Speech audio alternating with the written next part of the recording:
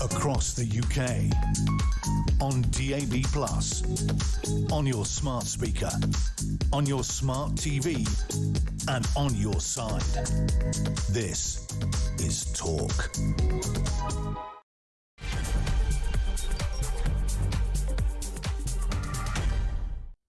This is The Late Show. It's normally with Andre Walker and Ash. Did you want to do that? No, it's No. fine. Right, so we've got that. It's fine. Go on, this is what we agreed. No, what we agreed was... We're being professional, Right, come on. so it's Andre Walker and Danielle Nichols because it's Yom Kippur and Asher Gould is off. But what we were going to do was we were going to say hello to you. Yes. Because we are going to have a bit of a laugh during the show, but obviously there are some really, really important stories about today. And perhaps before we just do anything about that, about Hamas, I just want to say we want to offer our condolences to the people that were killed in yesterday's attack, and particularly say, obviously, that one of the people was shot by the Greater Manchester Police accidentally. And I just feel like, you know, the police in Manchester have done their absolute best. It is a difficult situation with terrorists, and I hope that the officers that killed the terrorists, but also accidentally the bullets ricocheted off into the worshippers, I hope that they are feeling at least reasonably... well, I don't know. There's been no complaints at the moment about Manchester Police. I think people have said that it's brave. We've got to give our breaking news, though. At the moment, this is what we need to talk about. Hamas. They have agreed to release all of the hostages under Donald Trump's proposed peace plan, including those who have died. It comes hours after Trump warned them that all hell would break loose if they do not agree to the peace plan, giving just 48 hours to decide. So it's been decided? Well, this country came under attack yesterday. Israel came under far worse attack. I think it's time now, Danielle, to be strong with terrorists and to turn around and say, do you know what? We're not going to pussyfoot around. I thought it was absolutely right with what they did with bin Laden. Arrived in Pakistan, slotted him in the head and threw him off a boat. And now what we need to do is start being much, much more aggressive with our enemies. If you want Britain to be a 7th century Islamo-fascist dump, then you should leave the country. I don't support any of these terrorists, and I think also we need to say that what has happened with Hamas is absolutely reprehensible. What has happened with aid being paid to Hamas? What has happened with the UN supporting terrorism in the Middle East? I mean, Danielle, are you aware that there is a separate aid organisation in Gaza because genuine aid workers won't work for it because you have to be a member of Hamas to be part of the aid team? It's absolutely reprehensible. The UN, we're being used like an Uber service for terrorists during the recent incursion by the Israeli Defence Force. Well, We've got to be tough with these people. At least there will be some peace for some families, even if it is just to have their body back. But I do think it's important that people get that. Well, it is important, knowing as I did bury my daughter. Can I ask you this? It is important that you get the body. Can I ask you this, Danielle? Yes. So, Israel trades dead bodies for Hamas terrorists. Would you want the body back? I would not. I would turn around that if it was my brother, if it was my father, if it was my child, I would say, look, I'm sorry. There isn't just dead bodies, is there? No, there's not just dead bodies. So That's this important. is the point. So there are also people who are alive. Yes. No, the live people, clearly. Exactly. So, but the point being that if you're gonna, that's a bonus, isn't it? Because they're gonna negotiate for something, and so they've negotiated for the terrorists. And by the way, just for those of you that are able to watch this on the TV, let's just have a look at what Greta Thunberg considers to be a group of ordinary people campaigning for freedom in Gaza. Look at the state of those. That is Iranian special forces. Admittedly, they're from Gaza, but they are trained by the Iranians. They're armed by Iranians. Look at those high-powered, high-velocity weapons. And they've not got one or two. They've got hundreds and hundreds and hundreds of them. Hamas are an extremely dangerous group of people. And you know what? That sort of thing is coming to Britain with uncontrolled immigration. Well, now Trump is saying, isn't he, that anybody who is actually peaceful shouldn't be there now because they're going to start the attack, aren't they? So they're going to have to move out of the Gaza Strip. I do think that I support a two-state solution, but remember, British Palestine was turned into two states. That is Jordan and Israel. Are we going to go for a tri-state solution, a quad-state solution? I can't do 5. What is 5? What is 5? OK. Look, I just want to ask you the central question here: was Trump right to be tough on Hamas? Absolutely. Is it time to say to these people that terrorism will never pay and we will stop you, whatever it takes? I believe that our acceptance is sometimes seen as a weakness. Oh, without doubt. I believe. Without doubt. And we don't know exactly what this guy in Manchester, Agent Dolby, did. But if he did stand behind the door in the knowledge that the police were going to shoot the terrorist, then he put himself in a line of fire. That's what you do to clamp down on terrorists. Say, whatever happens, you are not going to win. Well, I listened to the witness statement of Stephen on Kevin O'Sullivan's earlier show, who said that at the time within the synagogue, there was a lot of confusion. People didn't quite know what was happening. And so they did at one point, he believed that at one point they believed that the gunshots were possibly coming from the terrorist. The terrorist. Yeah. By the way, just to be clear, this man lives in Britain. What is it? Jihad al-Shami, which means the Islamic fighter from Syria in English. I mean, I know. You know. Oh, he sounds like a great bloke. It's a worrying. And they're on the TV saying he's a lovely family. I know, lovely family. no, but they're not. Well, now that's all changed, hasn't it? Because there's been recent evidence to suggest that his Facebook page has been quite the opposite of being a lovely, and peaceful obviously, family. this story is about Hamas and it is about Donald Trump releasing the terrorists. But I just think inevitably people are going to think about what happened in Britain and how we can avoid being in the same situation. It's quite scary. I remember, so for us, because obviously I live in Manchester, and so a friend of mine, she works in the NHS, and she sent us all a message saying there's an incident, stay away from this area. I'm presuming at that point that was when they thought that he had a bomb. And obviously shut the whole of Middleton Road down, which caused carnage, as you'd imagine it would, and the time of day and everything. But then as well, all our schools, we all received emails from the school, and it's quite frightening, isn't it? Just saying, of course it is. You know, we're just keeping you up to date, that everything's okay, and we're not intending to send the children home. But what is frightening about it is this: that the perception that the global jihadi movement operates, yes, in Israel, yes, in Gaza, but it also operates in Stockport. Or Heaton Park, or wherever. It was, OK, Council. Georgina is in London. Georgina, you're on Talk. Hello. Oh, it's lovely to talk to you, Andre. And what a beautiful girl Danielle is. Oh, thank you. Absolutely. I've decided, Danielle, I saw you in all your... It's Ash in drag. Don't say that. Don't say that. Goodness gracious, I'm giving the girl a compliment, for God's sake. Yeah, that's why I have to go the other way. He just can't stand it. Shut up, you. No, our job is to give each other balance. So if you say she's attractive, I have to say she's ugly. Right. Well, I've decided after seeing her, I'm now going to do a bungee jump with the elastic tied to the back of my head to give myself a facelift. How about that? I need one too. Let's go together. Tell me if you've got a good surgeon. Anyway, Georgina, on a serious note, I mean, look, there's two issues here. You can talk about either or both. I personally think they're linked. Donald Trump has said that he will basically flatten Gaza, or what's left of it, unless the hostages are released. And immediately Hamas decided that they were going to do it. That shows that if we're strong in the face of our enemies, we will win, doesn't it? Well, listen, people do take kindness for weakness, and I think we've been too weak for too long. Donald Trump has got exactly the right idea. Yes. I can't understand why this government hasn't stopped pandering around these pro-Palestine protesters.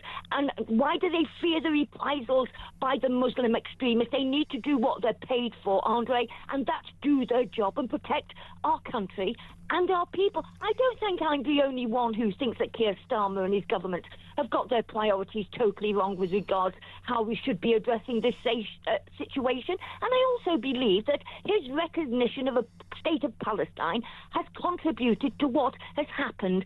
And yes, it's given, I think, a green light to anti-Semites to do. It's amazing, isn't it? It's amazing, isn't it? It feels like that. That we recognise the Palestinian state, and the Islamic extremist fraternity thank us with an attack on the synagogue the next day. It's kind of ha, we won. Exactly. You are so right, Andre. And if there was ever a time to get tough with these individuals who think that terrorism is the way forward for their cause, then the time is now. Should we, Georgina, should we cancel recognition of the Palestinian state as a punishment for the Manchester attack? absolutely do that. That should be done immediately. This government has got to stop being so weak. Weakness is of no use to us, Andre. Their weakness is not going to protect us or our country. Georgina, my next question is this. Would you have booed David Lammy today in Manchester? I definitely would have. I would not have had him speak. I think it was an insult to the Jewish people. I was totally mortified. That's how the Jewish people took it, wasn't it? Well, yes, because it is. How can David Lammy stand up at the front of all those people after rubbing shoulders with Hamas and then recognising a Palestinian state with Keir Starmer? This is absolutely disgraceful. They should be ashamed of themselves, and they most definitely should be hanging their heads in shame. Yes. And tomorrow, of course, Palestine Action, the banned terrorist group, will be out in London again, having another event.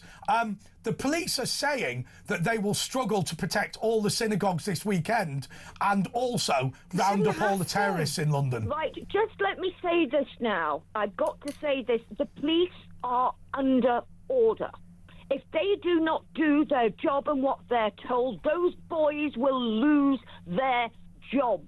That's what's going to happen. You saw those police officers, and I have got to take my hat off to those officers yesterday for what they did.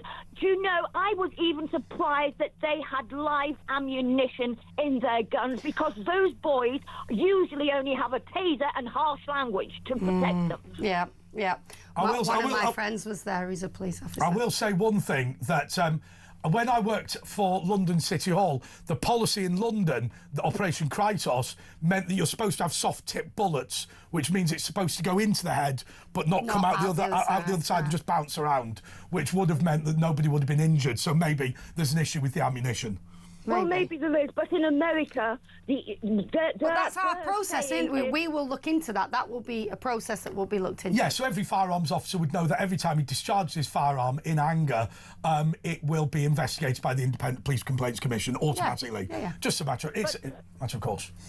In other countries, Andre, like in America, the police officers there, they shoot first, ask questions later if you're still alive. If you're going somewhere to do harm to the public, if you're going with the intent to harm, then I'm afraid you have got to take the consequences. But if you look at the 7th of October, Israel reduced the amount of weapons held by private security. Should we be allowing security at synagogues to carry guns?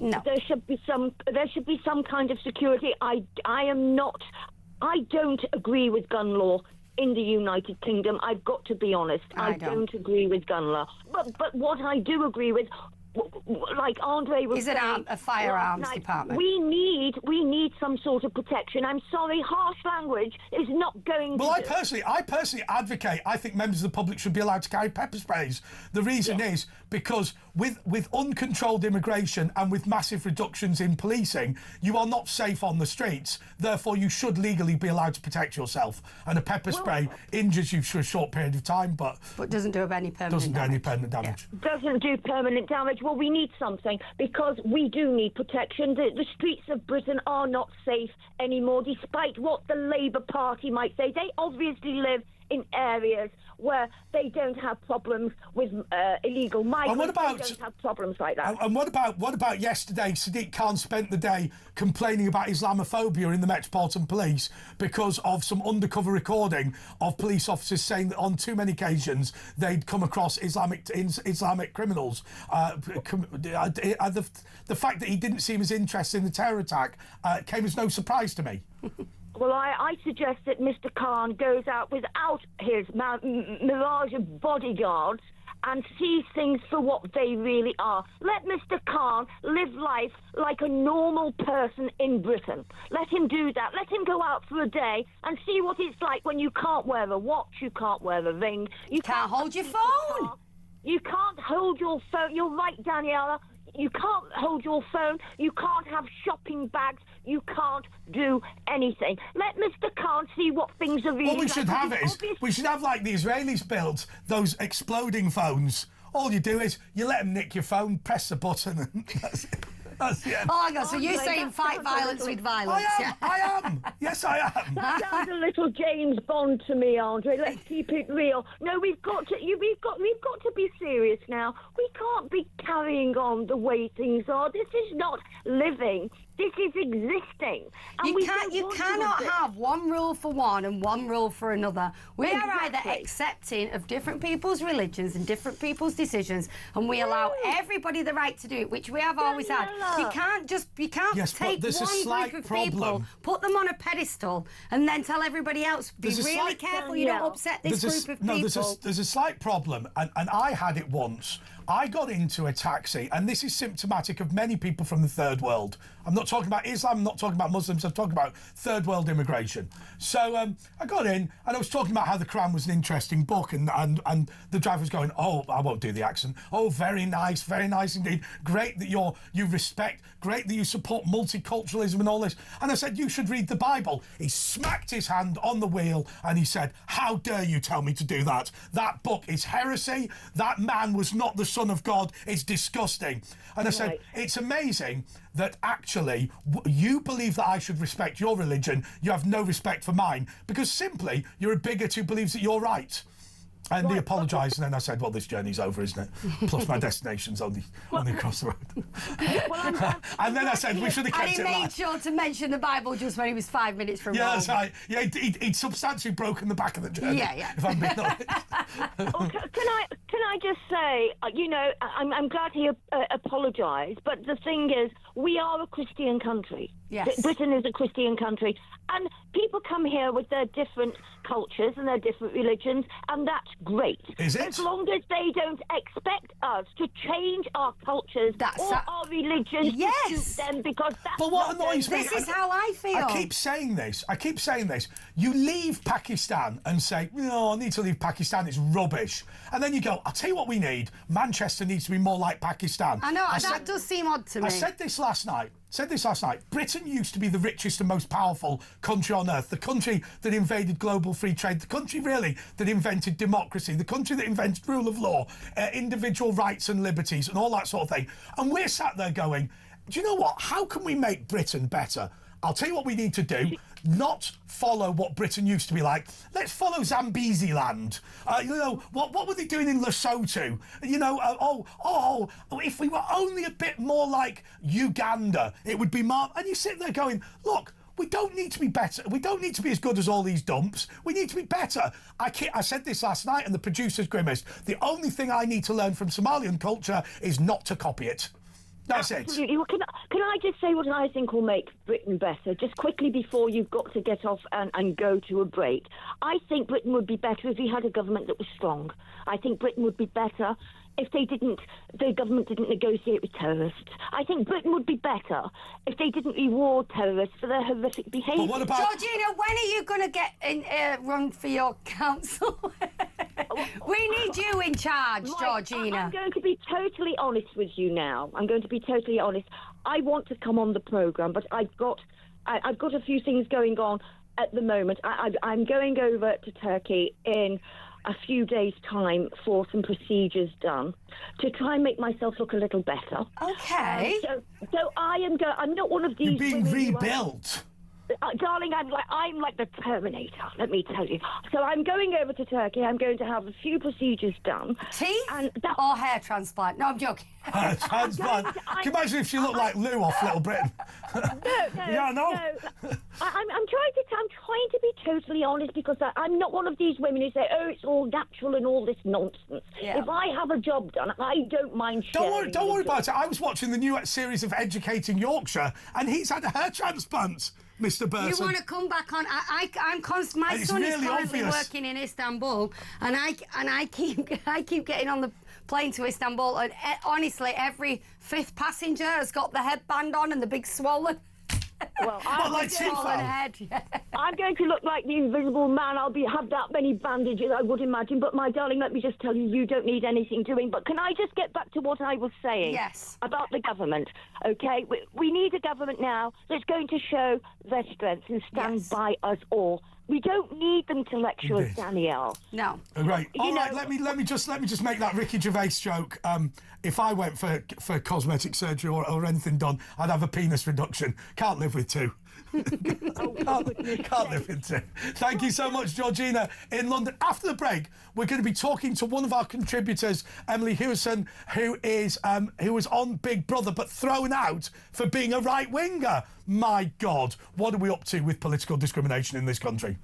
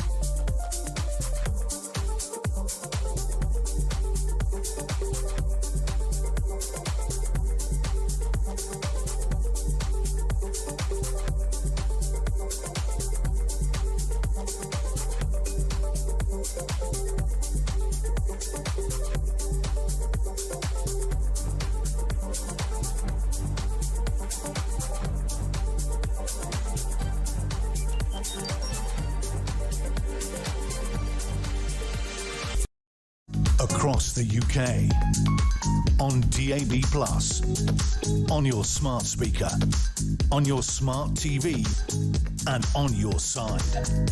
This is Talk. Yes, this is Talk with... Don't do that!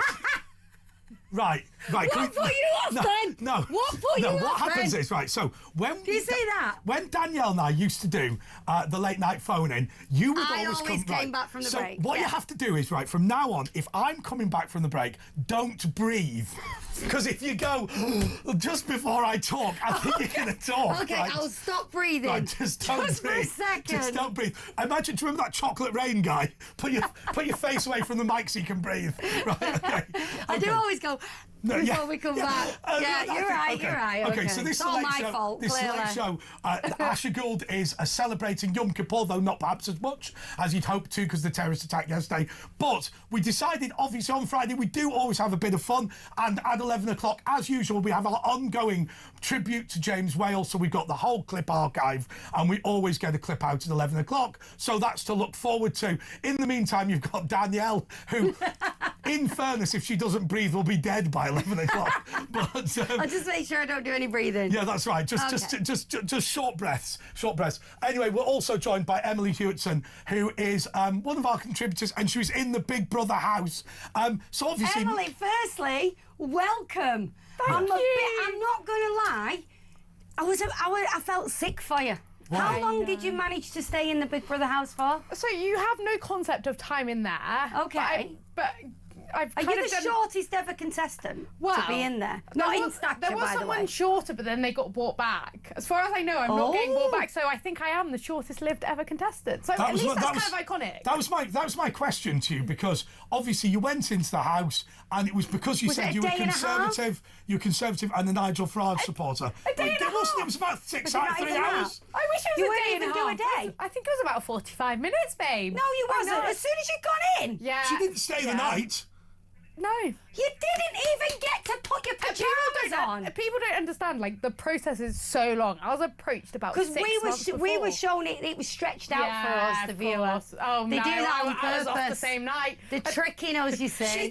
She didn't even change her nick. Mind you, she doesn't do that on a weekly basis. No, I'm only joking. That's you, darling. That's you turning on a serious note, this is a bit that I've always wanted to know about. So we've heard about this quarantine hotels and being taken into effective custody a few days in advance and not meeting other contestants. So we could talk about the fact you got booted out for being a Conservative and being a supporter of Nigel Farage, and that's interesting. But also pulling back the curtains on these shows, because you know I said. Right, before we talk about this, I said this to Danielle ages ago. You know, Ant and Deck Saturday Night's Takeaway, and they go undercover with somebody. Like, they can't phone up Gordon Ramsay's agent and go, hey, don't tell Gordon but. Right, he must know, right? And so tell us all about Big Brother then, how it works. Yeah, so first of all, I got approached, which I think is important to note, because I said I was never going to do reality TV, but they came to me. Really? So I was like, you know what, I'll do it. Didn't really give me a chance. Anyway, in terms of the quarantine hotel, that is very much true. So about 3 days before, all of the housemates are shafted into a hotel, and you have to stay there 3 days. You're only with a chaperone, so you get like 2 times leaving the hotel a day, where you can go outside for about 5 minutes. So it's pretty bleak for 3 days. But you're not in the same room as the chaperone, are you? Oh no, it's a separate room. The chaperone takes you but out. You cannot leave. Basically, your place is gone if you leave that hotel room without permission from the chaperone. It's very. No. The whole It's point like is living in North Korea. No phone, no internet. No, nothing. So the whole time I was thinking, has Keir Starmer resigned? Like, I hated being out couldn't the watch news telly cycle. or anything. So they have an iPad, and it has Netflix on only. So you can watch Netflix, but you have to get the chaperone to unlock it each time. So say if the chaperone's gone to bed, and then you pop into the shower and you've paused it. If you're locked out. No. I wouldn't have that. Well, I'm sorry, but I'd have to wake him up. I'd have to say I'm halfway through my series. But obviously there's a minibar.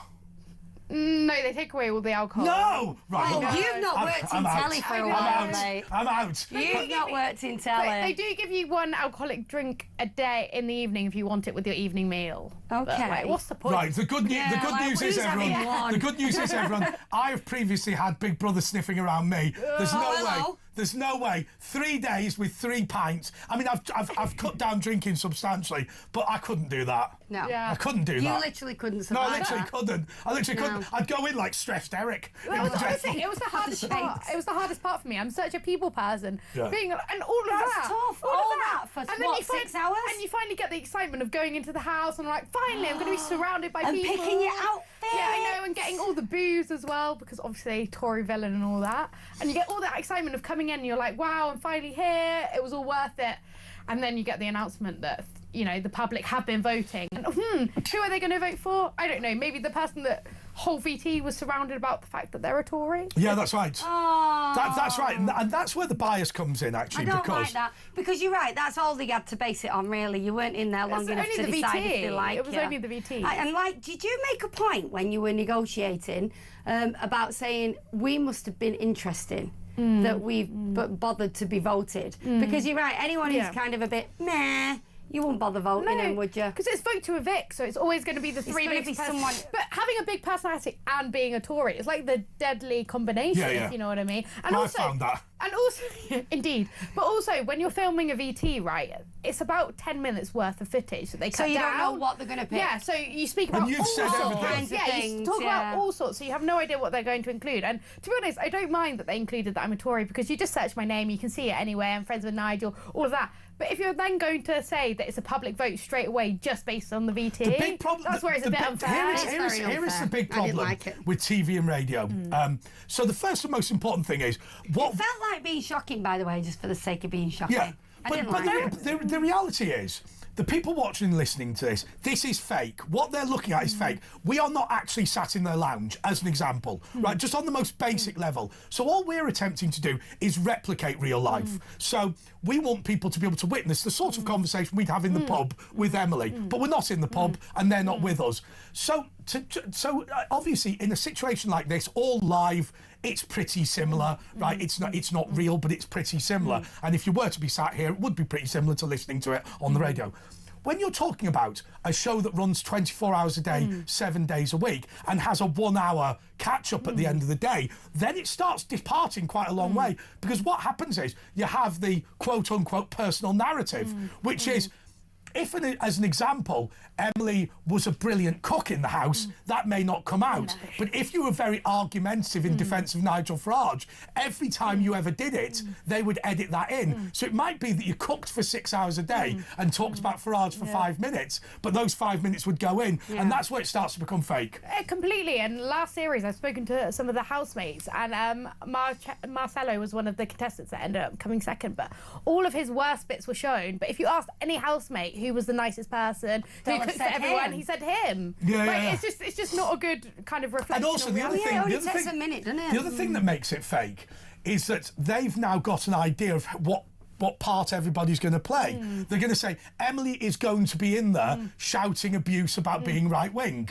right? And it may well be they go, because they always say we reserve the right to change the rules as we go along. Could be, yeah, she's not going to do that. She might win them round. Let's not have that. Yeah, I know, exactly. And the whole point is, so they wanted me as the Tory villain. I mean, I got out of the car and I think I was the only housemate that got booed. Really? Which is so fine. But obviously, with that, I got so much... It's not fine, is it? Yeah, but I'll take it. No, but I just think... It's a pantomime. I'll take it. It is a pantomime, but I just think, are we not bigger and more grown up to just... I know, as long as you know it's a bit of fun, exactly, that's fine. But the problem is that I then got all the hate for my VT, which completely, again, understand, but I wasn't given the chance to then counter that Tory narrative. Yeah. So basically, I got all the hate, more than any contestant, and then also got booted within a few hours. When you was in the room, because I know Caroline, we're not best friends or anything, but I've met her a few times. Yeah, nice. And she's lovely lady. Which one's Caroline? With the hat on. The presenter? Caroline Monk. She's in the house. You're telling me you didn't watch my episode? She's in the house. It's all right. No. It's all right, Emily. We'll just... All right. I'll say like Alan Partridge. No, I never read the books. Right, no. I'll tell you what I watched. I'll tell you what I actually watched. I watched some debate in Parliament. Nailed on. Somewhat boring. I watched it up to your VT and you going in, and then thought I'll catch up with this again in a few days, and that was the end, right? And I committed mainly to the 3 people in the room because I wanted to see what you got voted out for, which seemed to be that you didn't have a good enough reason for your. But the thing is, I could have made a fake reason. I mean, at the end of the day, I was always going to be in the bottom 3 as a Tory, so.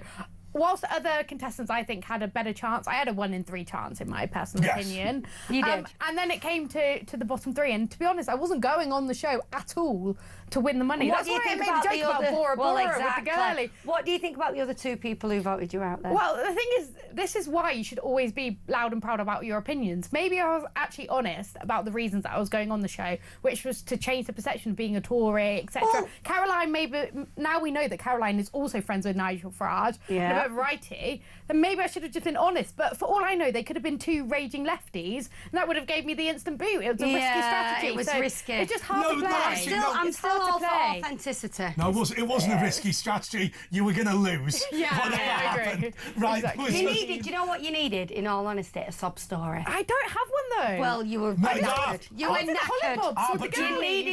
You needed some sad story. Think of some time then when your cat died or something.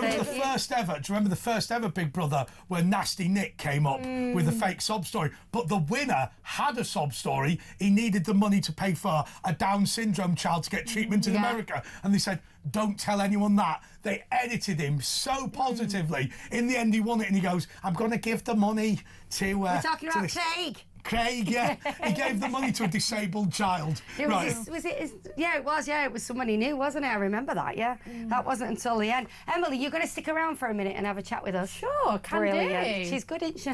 Oh, yeah, well, that's why we recruited her. I like her. It was Big Brother that did her over, not me. Right, OK, so given that we haven't worked out how we're going to do this tonight, are you going to go to the break? Or yeah, let's do it. It's time for a break. Ha-ha.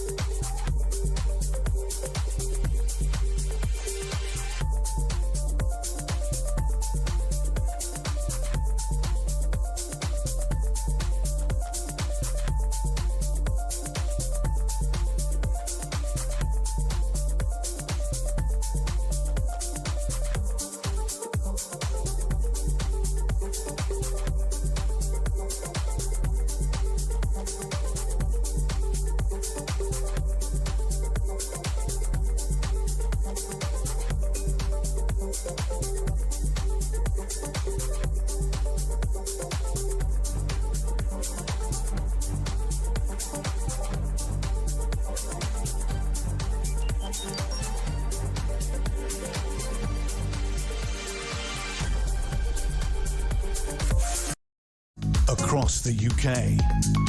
On DAB+, on your smart speaker, on your smart TV, and on your side. This is Talk. Yeah, this is. Welcome. We're just wasting our time now. I did it on purpose. I did it on purpose. Well, what were you saying about I'm the way? not telling you anything. Shut up.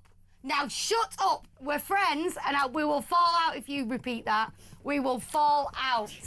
I've got a good gig coming up. You keep your mouth shut, mate. Listen, I've got nothing to say about ITV phone voting. Okay, up. now, Emily, tell us anything. up. Just so we can keep going. Anything, Emily, tell us Just anything. say anything He you is want. determined to ruin me. That is his Say anything you want. Listen, I'm not allowed to say just anything about jealous. Patricia Routledge. I'm not allowed to say anything. At this point, you might as well sit in silence. No, do you know what happens? Do you know what happens? They send me a list. They send me a list at the beginning of every show with things I'm not allowed to mention. Right. No, Patricia look, Routledge was top of it. Do not say anything. You've dropped me pen on the floor. I'm going to start shouting at you in a minute. No, in all seriousness, Andre, it's fine. Like, it's great. But sometimes Andre's truth is not always the truth. No. I'm Do you like. think that's fair? No, it's like Meghan and There's Oprah. Meghan's It's truth. my- It's this my is- truth. This is my truth. That's you. So what was it like though, walking into the Big Brother Yeah, house? what was that bit? Because to get out the car, even with the booze. Also, you really do have to set the scene. Like, I was isolated in a hotel for 3 days. Where was you the just hotel, like, by the way? Just thank imagine. God. West London. That's a long time, 3 days to sit on your own. Was it a nice is. hotel or was it? It was fine, but you just didn't really get to see it, to be honest. I mean, the only time, like, the Can bar. you tell us the which? bar. Oh, tell it well. I don't think I can. Can you Why not? not? Because in case, I don't know. Oh, okay. I don't know. But here's the other thing that they must do.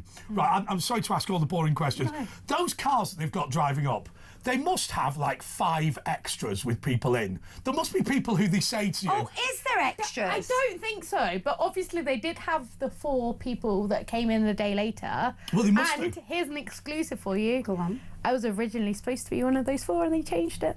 When? At the last Anyone minute? that? Once I was in the hotel, they told me, no, we're switching you and you're going to go in originally. So So the you four- thought that you were going to be one of the ones that went in afterwards? So I thought. If only. I Emily, thought this is the for you way it guys. worked. I thought the way it worked was they had about 20 people in quarantine, of which they'd need like 10 or whatever. Do you know what I mean? And then they'd just go to the other ones. Listen, I'm sorry, you've been biffed. I don't think so, because like Love Island do that, Do because they? they base Do it they on have a like who lot? goes out and like who's in. Whereas Big Brother, they decide their cast early on. Okay. And it's just the same cast throughout. If you know what I mean? Right. They don't normally do the whole bombshell But thing. you don't meet maybe- anybody. You don't meet anybody Oh, beforehand. No, it's a whole like well-oiled machine. But It's, is there slick. people who pretend they're like, oh, I'm going to pretend I don't know you, but really I know Like, you. the only thing that I can say on that is that when you have the group audition, when you first start auditioning, there are sometimes people that are in the same group audition that are then in the house. But there was no one in my group audition in the house. Right, okay. but So that tell does us happen. about all the auditions then. I'm I interested. actually can't say too much, but Can't you? it's all I Have would you say is signed an NDA? long, it's a long. I have. It's a long process. Have you And there's a really? group audition, then various interviews. It's actually not as interesting as it sounds. To No, be honest. it's just a bit But, blown like, out. what I Sorry, would I'll tell you what. emphasise is Obviously, you've signed the NDA. I understand that, by the way. I'm not being critical of that. I think that's. But what we're talking about here is a long process. All these rumours about psychologists being involved to make sure you won't crack up and it won't harm And you. is that true? It's all Yeah, that sort I of love stuff. That's true, and I have to say, like, the aftercare has been amazing. But the one thing that they did not prepare anyone for is the fact that you were just gonna walk in and that walk there could be out. an instant, because you'd think that they'd say like, oh, expect twists and turns kind of thing. But the But execs, isn't that Big Brother? But it is to an extent. But the execs literally had a meeting with every single housemate beforehand, like the day of launch, and Yeah. was literally like, this is what you do in the diary room. Like it just felt As if so, like you were going to be here at and least I don't think till the it- first eviction. Exactly, and the only time I think it's happened before, they actually brought the person back, so it was super unexpected. And you're right, expect the unexpected. It is Big Brother. Might but you go this back was in then? hard. I haven't been told that, but you never know. But would you- I want to go in now? But hang ya? No, but hang on a second, Emily. When you say you, don't know. you haven't been told you're going back in, would you expect to be told? No, but I guess it's Big Brother. Big Brother is watching. But so also, I guess if we'll have to find out. they asked you to go back in, you go, listen, I really like that new Porsche Boxster. Yeah, I'll be like, look, I need some guarantees here. No, exactly. It's just a matter of interest. I don't know if you're allowed to say, are you actually paid to go on Big Brother? You are, but like a tiny amount. Okay. It's more It's expensive, isn't yeah, it? exactly. Yeah. It covers most people's expenses, but it's not the same as salary. It's absolutely minuscule. Yeah. Yes, I think James that's Whale something- famously claimed he got £250,000 for Celebrity Big Brother. Well, he was on the celeb Yeah, but the version. celeb version. Yeah, but I'm just a most girl. people thought he just made that up to get in the press. Andre, anyway. I'm not there. I'm not there yet, unfortunately. I'm just a girl. Yeah. You're not just a girl, Oh, Emily. I love this. You're not just a girl. You are a girl, I'm the and you're Tory amazing. villain. I'm the Tory villain. Oh, it's all that I love Tory it. right wing, left wing. Oh, yeah, but grow I up. love- But she I- has yeah, to say grow that. up. She's on this channel. No, we're all grown ups and we're all allowed a different opinion. Don't mean we don't like people, does it? Exactly, exactly. It's a very grown up to not fall out with someone over politics. Just don't Exactly, like honestly, grow up. Like, I have know. friends from all over the political spectrum, and Yeah. if you can't be friends with someone over their politics, then you're Are severely you friends with in trouble. anybody who's a big supporter of Hamas? No, I'm gonna go with no. That's where I kind of Well, draw you the shouldn't line. shouldn't fall out with people over their politics. Would you go Yeah, for a beer with? Would you go for a beer with Greta Thunberg? That would be. She would. I think she would be the most insufferable person to be in the Big Brother Yeah, house. but you would actually do it just to say that you'd done it, wouldn't you? Wouldn't you Tick just it go off the for it? bucket Yeah, list. just to say. I'll tell you what, right? Let's go to a break, and after that, we've got to discuss who would be the worst people to be in the Big Brother house. Oh, Because this I've is got good. Greta This is Thunberg. good. Down, how dare you? You've ruined my Big Brother experience. How dare you? Right, okay, go to the break.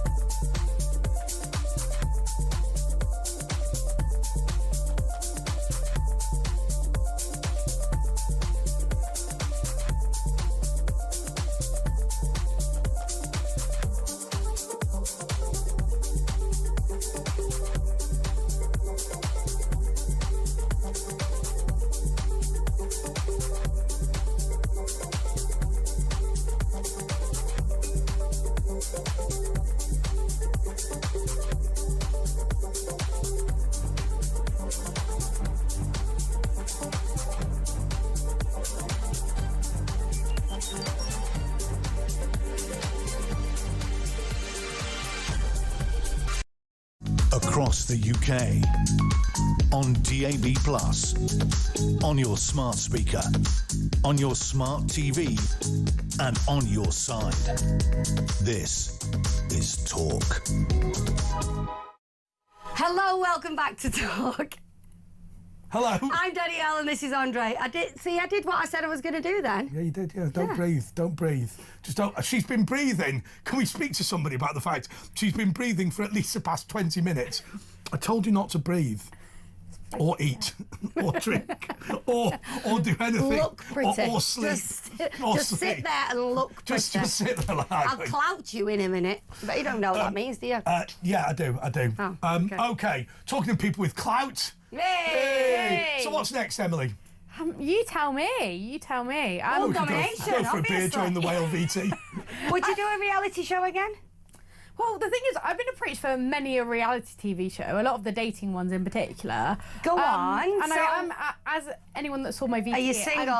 I'm gagging for a husband, as husband? detailed in my Big Brother VT. Of course. You Of are course. beautiful. I don't think you'll struggle to thanks. get a husband. Thank you. How old are you, It's if you been don't a mind me struggle. asking? 25. Oh, you're It a has been a baby. struggle. I'd love it if she'd have said You're 63. a baby. So, like, if anyone is watching and is single and looking for, I don't. like a nice, do you know what, nice Emily? girl, Chill out. let me You're know. absolutely gorgeous. You're a lovely personality. Let I'll them tell you what we come did. find I'll tell you what we did Have once. high standards. Tell you what we did once. You know how we were saying during the break I always get into trouble for things? We did get one of our producers on YorkshireDating.com, right, which was brilliant. There was a local lady. She'd piled on the weight since her husband left, but she was interested in Phil. Very interested. Alas, the problem was we couldn't delete the profile, and so it's still there, unfortunately. But I'm happy to put you on YorkshireDating.com if you're interested. Why would she want? She clearly doesn't come from Yorkshire. No, Yeah, but the London boys aren't getting much love.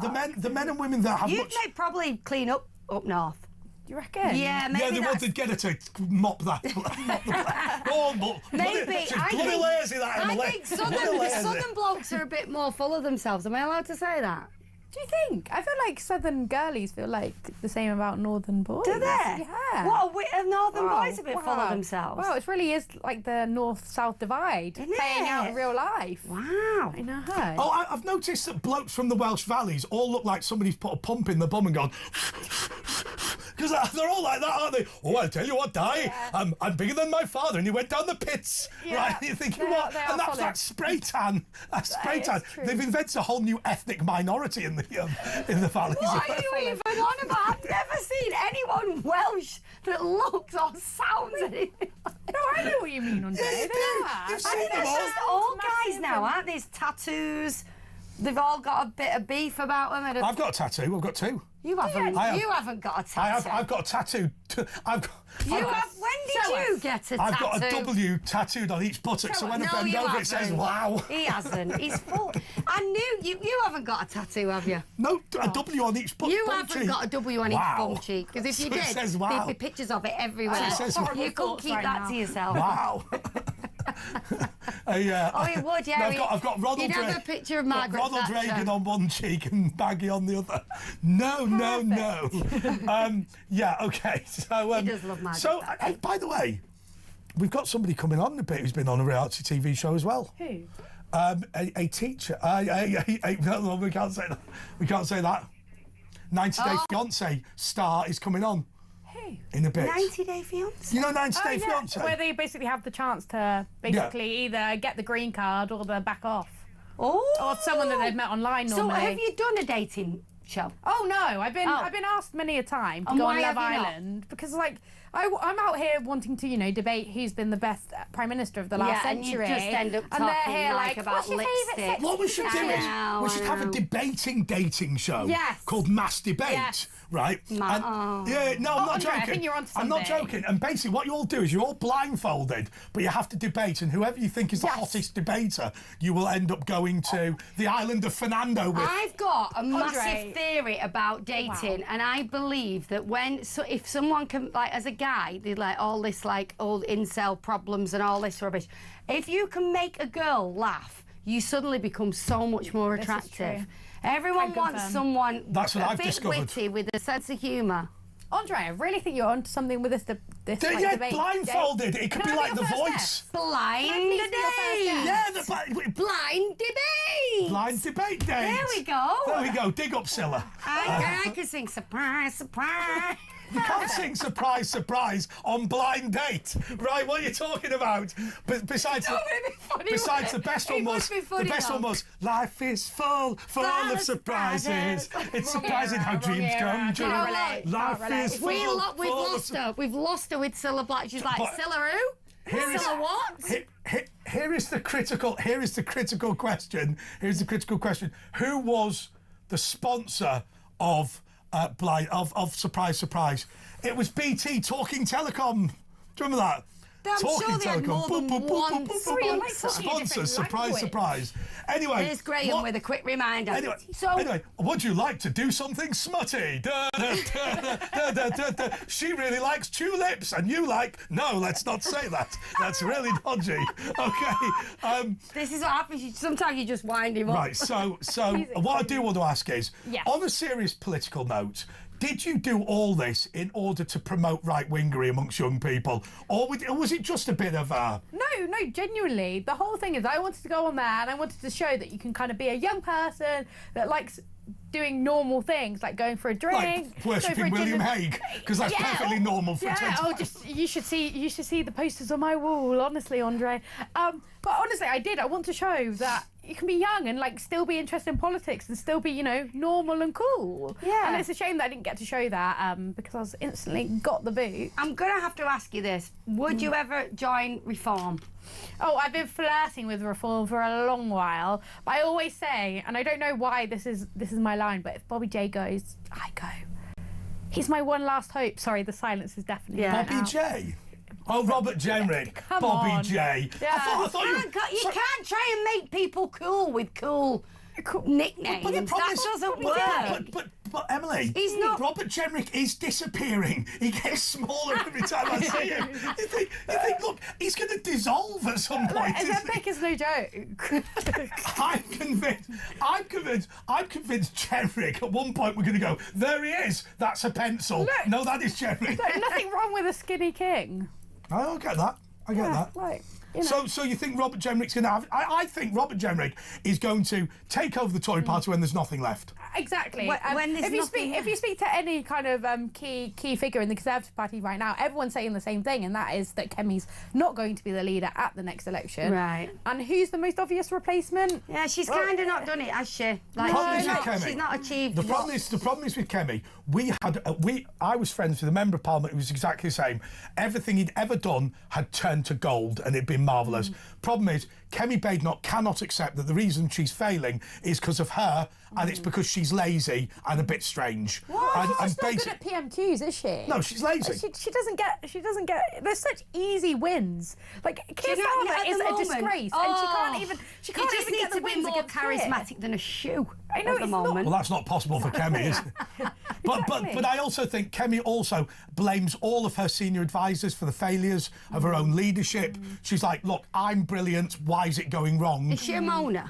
I think actually the problem is she's never failed at anything in life, so she doesn't understand failure. Also, she's famously lazy. But there's the thing about politicians as well. Like, it's all good, being really intellectual, but you do also need to have those people skills. And a lot of her workers that have previously worked for her do say that she's lazy, and there's no smoke without fire. But for the moment, you're sticking with the Tories. I am, but I'm here. Could we not compromise on the DUP? Right, because when I ceased working for the Conservatives, when I ceased working for the Conservatives in Parliament, they all thought I was going to join UKIP, and I said, I'm now joining the party of my dreams, the DUP. Right. Yeah, honestly, like, low-key, yes. Like, DUP has something going for it. It's a shame that it's kind of, like, dwindled, because it's like that good kind of middle ground. It is tempting. I think a lot of people are very middle ground. But people don't know about DUP in this generation, my generation. It's all, Nigel Farage's the celeb, which is really popular. But let's be honest, we live in a world full of social media and reality TV, and basically, I believe wanting more real. I think the reason that Talk does well is because it's not trying to be something massively glitzy and showbiz. Same for the other channel. Cut me off, bleed. No, but I'm just saying, people want real. They want it to be real. You're and so I think, right. Yeah, and I think you can't. The days have gone of you being able to be like, I want my private life to be completely private. I think if you're a politician now, you've got to kind of flirt with celebrity. Honestly, the test for me is: would you go for a pint with them in the bar? And I would with Nigel Farage, even though I don't necessarily agree with his politics. I like the bloke. That's why I like people him. like talkTV though, because you can probably have a pint and watch you guys and feel like we're together at the pub, maybe. He's very personable, isn't it? You made me forget that we were going to talk about who we didn't want in the Big Brother house. So I went with Greta Thunberg. Who's yours? Narinda. Oh, that Narinder Kaur. She's a loony, isn't she? Who, by the way, tried to come for me because I got booted out the first night. But little does she know that she got booted out of the NTAs. She didn't even make the red carpet. Really? She got rejected at the door. So don't come for me for that. Did she just turn up without an invite? I don't know exactly what happened, but she I'm turned up gonna and got... dig. I'm going to Google that. So don't come Who's for me. the person you don't want? By the way, I have worked with Narinder and she was very nice to me. I just have to say that. She's horrible to me. I know she's crazy. She came on here once. She was nice. I just didn't know she was a massive racist. I think she's got. I think she's going for the clickbait stuff now. Yeah, I think that's probably right. She's kind of. She's just going to be. She's just going to be. It feels like she's that. just going to be an ethnic minority, Katie Hopkins, isn't she? She's just a troll, and in the end, it'll all go wrong, and it'll be who's the person you don't want in the Big Brother house? Oh, I don't know. I can't. Keir Starmer probably. Can you imagine how boring he'd be? What a bore. Bore off. Boring. Oh no. What about her? What about her? I'd rather someone interesting any day than boring. Yeah, like, I agree. do you know what? Never be, as my son says, never be an NPC, non-playable character. And that's why I was in the bottom 3. Okay, Emily Hewitson, thanks so much. We'll have you on again. Thank you for coming. And we will be back just a couple of moments with James Wales tribute.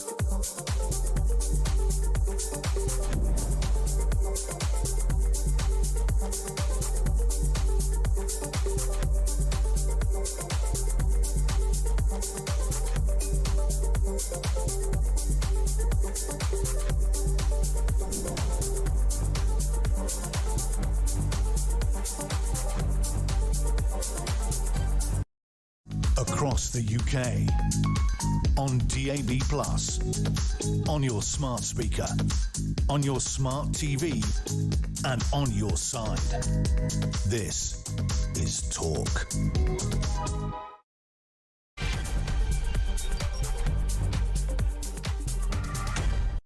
And Danielle Nichols. Sorry, Okay, this is the time of the week that we do our tribute to James Whale. There's an enormous clip archive that we have, but because he worked with him, we normally get Asher Gould to do the introduction. As Danielle's sitting in today, I'll hand over to you, Danielle. Thank you. The NHS sparked fury last year when it claimed that drug-induced milk from trans women was just as good for babies as women's breast milk. James Whale discussed this with trans activist Frida Wallace. Take a look at this. Joining us now, trans activist Frida Wallace. Frida, good evening to you. I think you might have a different point of view. Please explain. Hi, James. Hi, Ash. Hi. Liz. Is Lizzie still there? No. At the point I want to make, really, is this isn't new information. This is just something that's been on the NHS website for a long time, and it's based on empirical evidence. It's not come out of nowhere. There's Empirical evidence, that's a really good saying, yeah. But there's not more trans women breastfeeding. Do you know how many trans women are actually breastfeeding in this country, How many? James? 2 or None. 3. Isn't it none? There's probably none. So why are we having this discussion and people getting upset about it? That's what I wanted to bring to the table here, because what's happening is there's a concerted effort to bring stories like this into the media, and it functions basically to frame trans people as a problem for society, which we aren't. But the second dangerous thing... Yeah, but it's your fault that your people like you are making it a problem. No, I'm not making it a problem. Yeah, of course you are, because you moan all the time. You sort of get into conversations. You go online. I've seen some of your online criticisms of me. Makes me laugh, I have to be honest. Well, but, James, you know, you carry on promoting this thing when nobody really cares. It's called free speech, James. No, it's not really, is it? Because you moan like mad about never being invited on the programme. No, the reason I wanted to talk about it is because what it does, it diminishes women in the media as well. So it doesn't diminish... What you mean, trans activists, you're admitting now, are diminishing women. No, the story is... So what are the main complaints from women is, trans people are always talked about, trans women are always talking... We're always talking about them. But this story operates like that. It dehumanises women as well. So it needs to be talked about, doesn't it, if the NHS are talking about it? It doesn't need to be talked about at all. If you are going from a transition to one sex to another, you can do it perfectly well. I've got friends who've done it, and they live as the opposite sex to the one they were born to. They're absolutely nice. I absolutely agree with that, but I didn't bring the trans issue to the table. Somebody else brought it to the table, and I'm trans, so I'm here to talk about it. Yeah, but it might happen. The reason... it might happen, though, so that's why it's been talked about. I mean, do you think it should happen? If people like you ignored it, because I'm not talking to trans activists...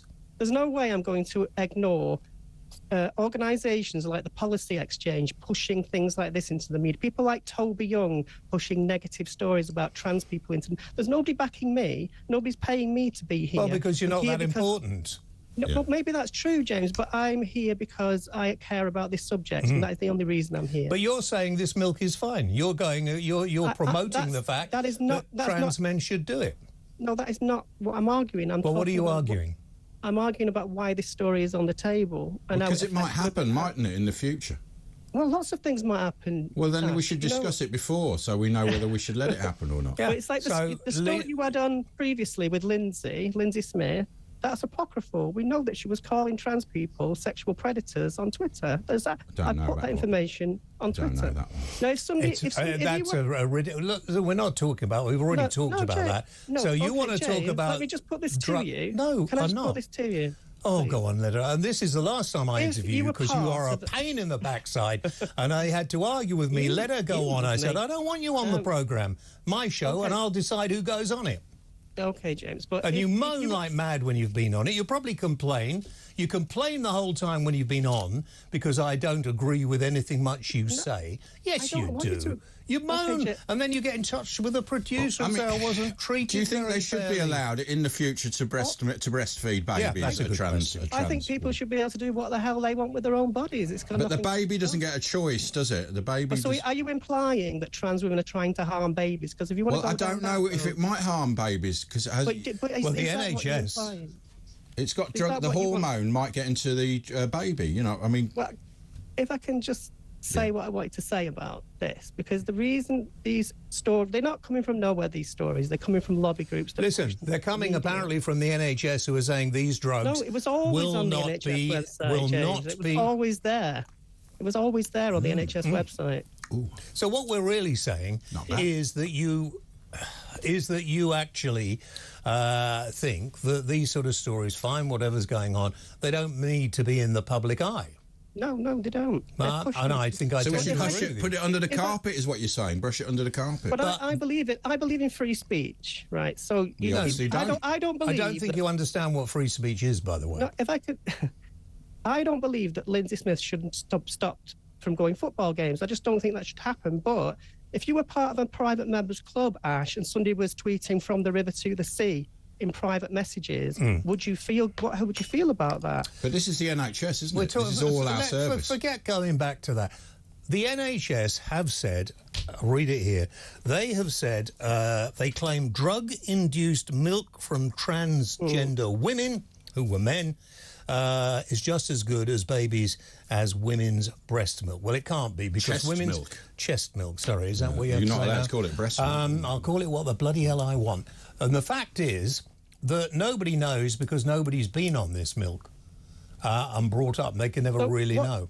What do you think the substance is that's being produced? I've no idea. We don't know.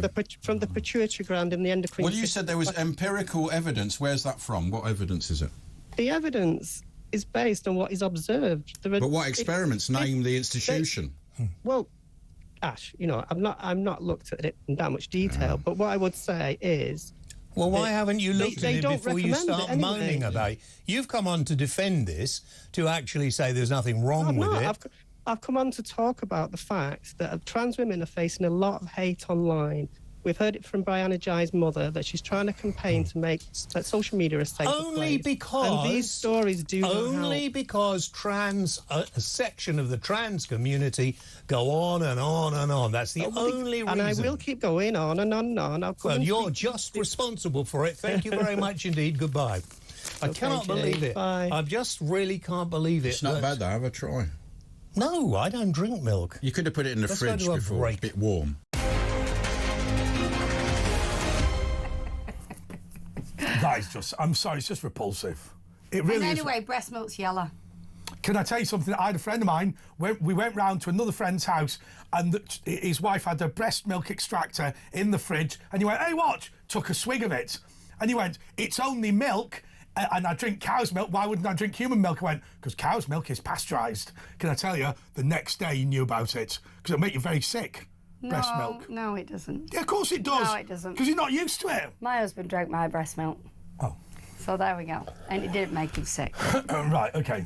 Yeah, but he's used to it. He's got some... He had to give it a try. I think most men do out of morbid curiosity. He was more weirded out that it was warm. Okay, so Barmy Brunch is with us. Have you, from the Monster Raven Looney Party, have you tasted breast milk? No, and I don't think I will. It's not on my bucket list. What about when you was a baby? Oh, that's a good... Then, yes. Oh, yeah, good point. That's the thing. We all probably have. Do you know what? I've just realised that's a really stupid question, isn't it? Yes. Because I remember once somebody said to Bernard Manning, "What's the smallest you've ever been?" He went, 6 pound 2. And you go, actual reflection. That's probably a really stupid question. Well, let's properly introduce our Mr. Bean. Beanhead. Who I have noticed has lost a considerable amount of weight. Well done you. Shut up! It's a different one. It's a different one. It's like when it's like at Christmas where some of the characters get slimmer and fatter depending on how long you hang around the shopping centre for. So you're from the Monster Raven Looney Party and want your identity to be kept secret, a bit like Superman. No, that hasn't worked. Superman with beans on his head. Right, so those listening who've not... It's the way you can just see his teeth through the sausage. Yeah, he looks like, it's ridiculous. Okay. You've not had new teeth as well, have you? Got those done? No. Oh, I was just thinking they look whiter than last time. So Really? Barmy Brunch ran against Jacob Rees-Mogg in a bean hat. Did you just do a gulp burp? Yes, gulp burp. It was the breast milk. Yeah, it was, yeah. No, it wasn't. It's just on a Friday, they have flying saucers. Do you remember those old rice paper things? Yes. With sherbet in the middle? They have those. In fact, can we get the runner to get all of them from reception to bring them here? Right. So is that a Friday thing? Yes. Oh, I didn't They know. used to give out beer, but as you know, everyone's turned to the left these days, and now they don't No, do it's it. sugar. They'll be in trouble for that next. Okay. There'll be bananas next. So you took on Jacob Rees-Mogg, lost badly, but so did he, didn't he? Yes.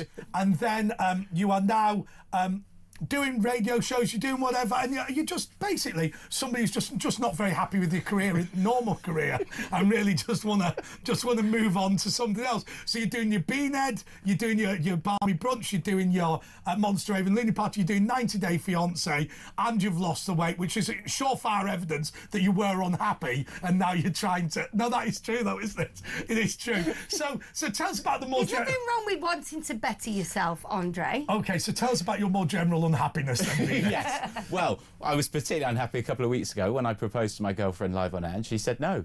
Right. That was on the show. So Yes. that was that. Hard to know why you're You incognito did now, not. isn't it? You proposed. I did it because I thought, Why? what a lovely moment, what a great moment. You know how intimate these studios How are. long had you known her for? Oh, 2 years. All right, okay. But she wasn't expecting it. She's not a radio person, and she just, she sort of said... What was her answer? It was, to be fair, it got to a yes, but. So that's not really a yes, but I don't accept that thing. It's rubbish. I'm not having that. Sorry. But just to be clear, we do have to say that she's from another country. She's from Brazil. Now, he met when his sister was volunteering in an orphanage. She was one of the children in the orphanage. He came over when he was about 16. She was also about 6, or roughly that age. Okay. And they knew each other from that. Yeah. She's 16. Let's just make that clear. The reason we have to say that is because if we said that Beanhead was a teacher by trade and met somebody in an orphanage abroad, that would not be good, would it? No. Crucially, no. yeah, absolutely. But also good that it's true that it was, it was all about... So tell us the story. So she's your pen pal? Yeah, essentially we met 17 years ago now. We stayed in touch. Then after one of those horrific lockdowns, we then started talking every day. Then it went to a phone call, and then it just developed from there. Okay. So there was always a spark.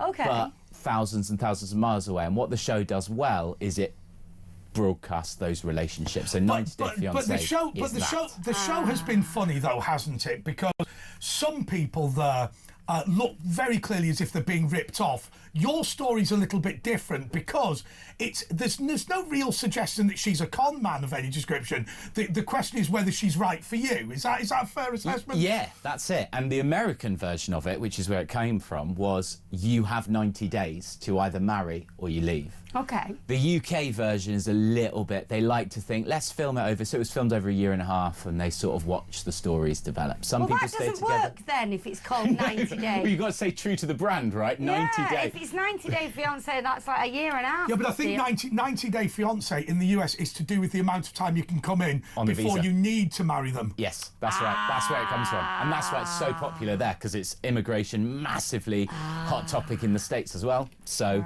it's, So hang on, so her but was... Yes. Was what? What was the but? Why are you doing it here?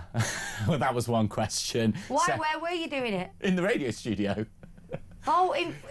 Yes, in a radio studio, which hasn't actually invited me back to host a show since I did it. I was covering for Drive. Because everyone was really awkward. It was a bit awkward. I sort of took, I mean, it was hang on, so you were the one English presenter on an Asian radio station? Yes, I was the token white guy. Told me. Yes. Right, okay. So most of the time, it's the other way around, fulfilling the diversity quotas, but there, I fulfil the diversity quota. Okay. And I don't do it in the bean mask. And so she said, yes, but pick a more romantic place, you imbecile. Yeah, what's that for? And the audience said, normally the argument's about them being arranged, if I'm being honest, on this channel.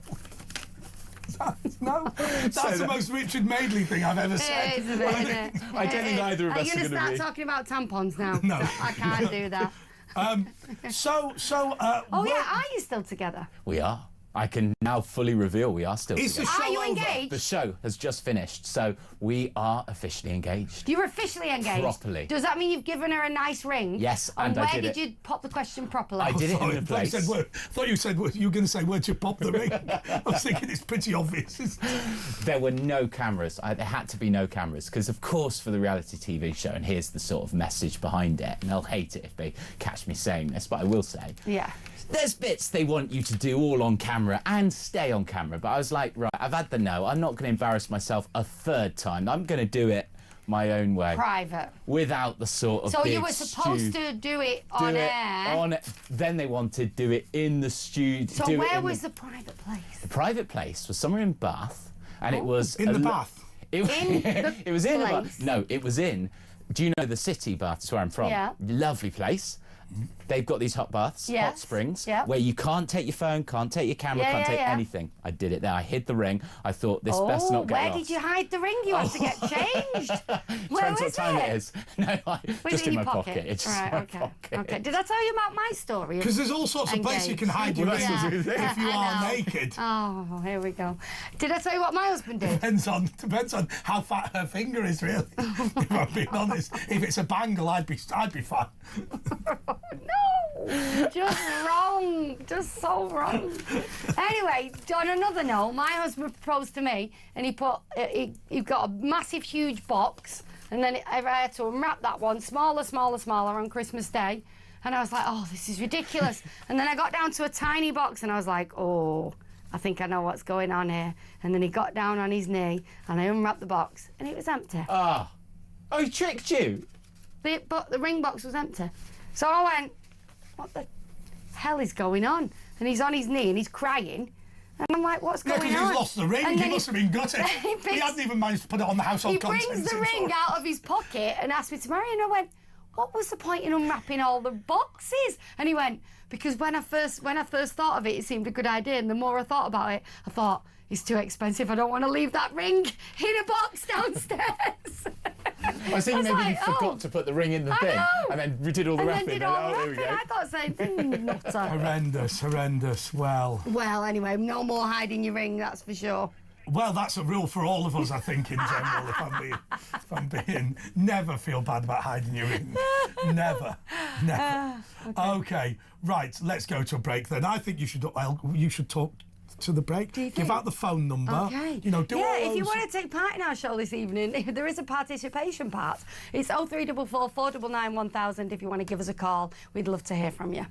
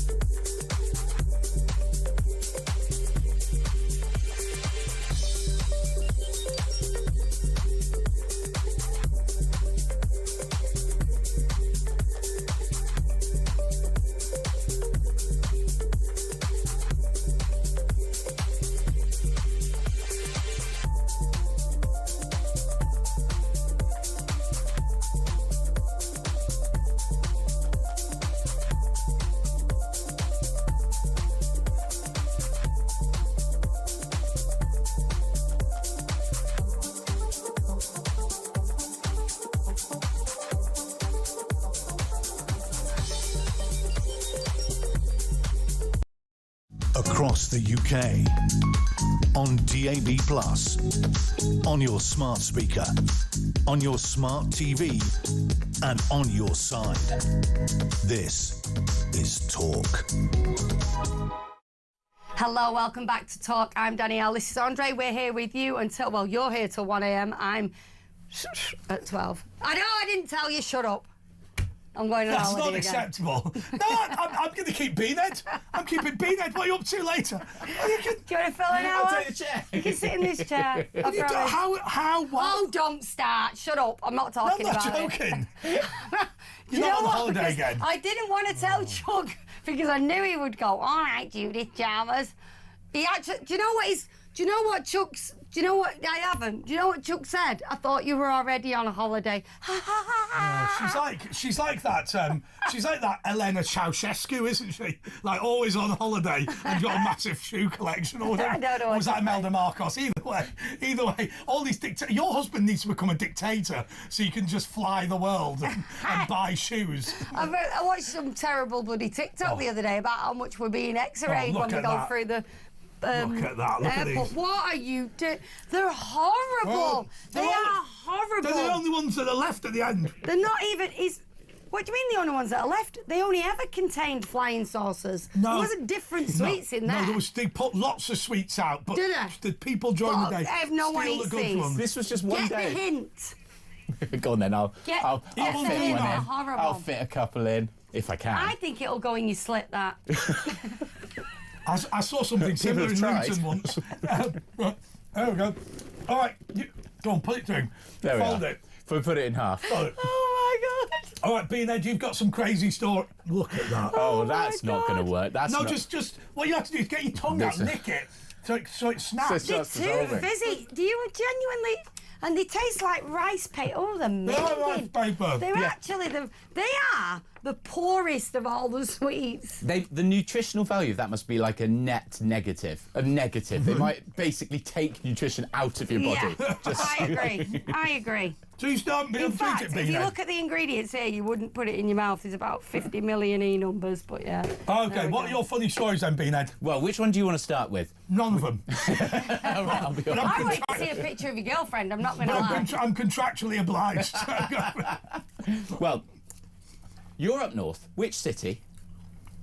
Manchester. I thought it Oh, was yes, gonna, sorry. I thought you were doing announce which it. city I do you know. want to pick? Have you right, ever I done do. the Great North Run?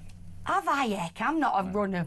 No, I don't. I have. I don't work in Ks. No. I have. I've done I did- 10K. I've done my 5K. No. I did it on the taxi. So, how would you feel if, I do having yoga. run, if Go you'd on. done this, Okay. having run it, you got the medal, but the city was Sunderland, not Newcastle. So it's meant to be Newcastle. So this year's North Run, yeah. No. Medals Do you were know given. why I know this? Yeah. Because I did pantomime in Sunderland, You and should I never. made the mistake of saying something. You're all from Newcastle.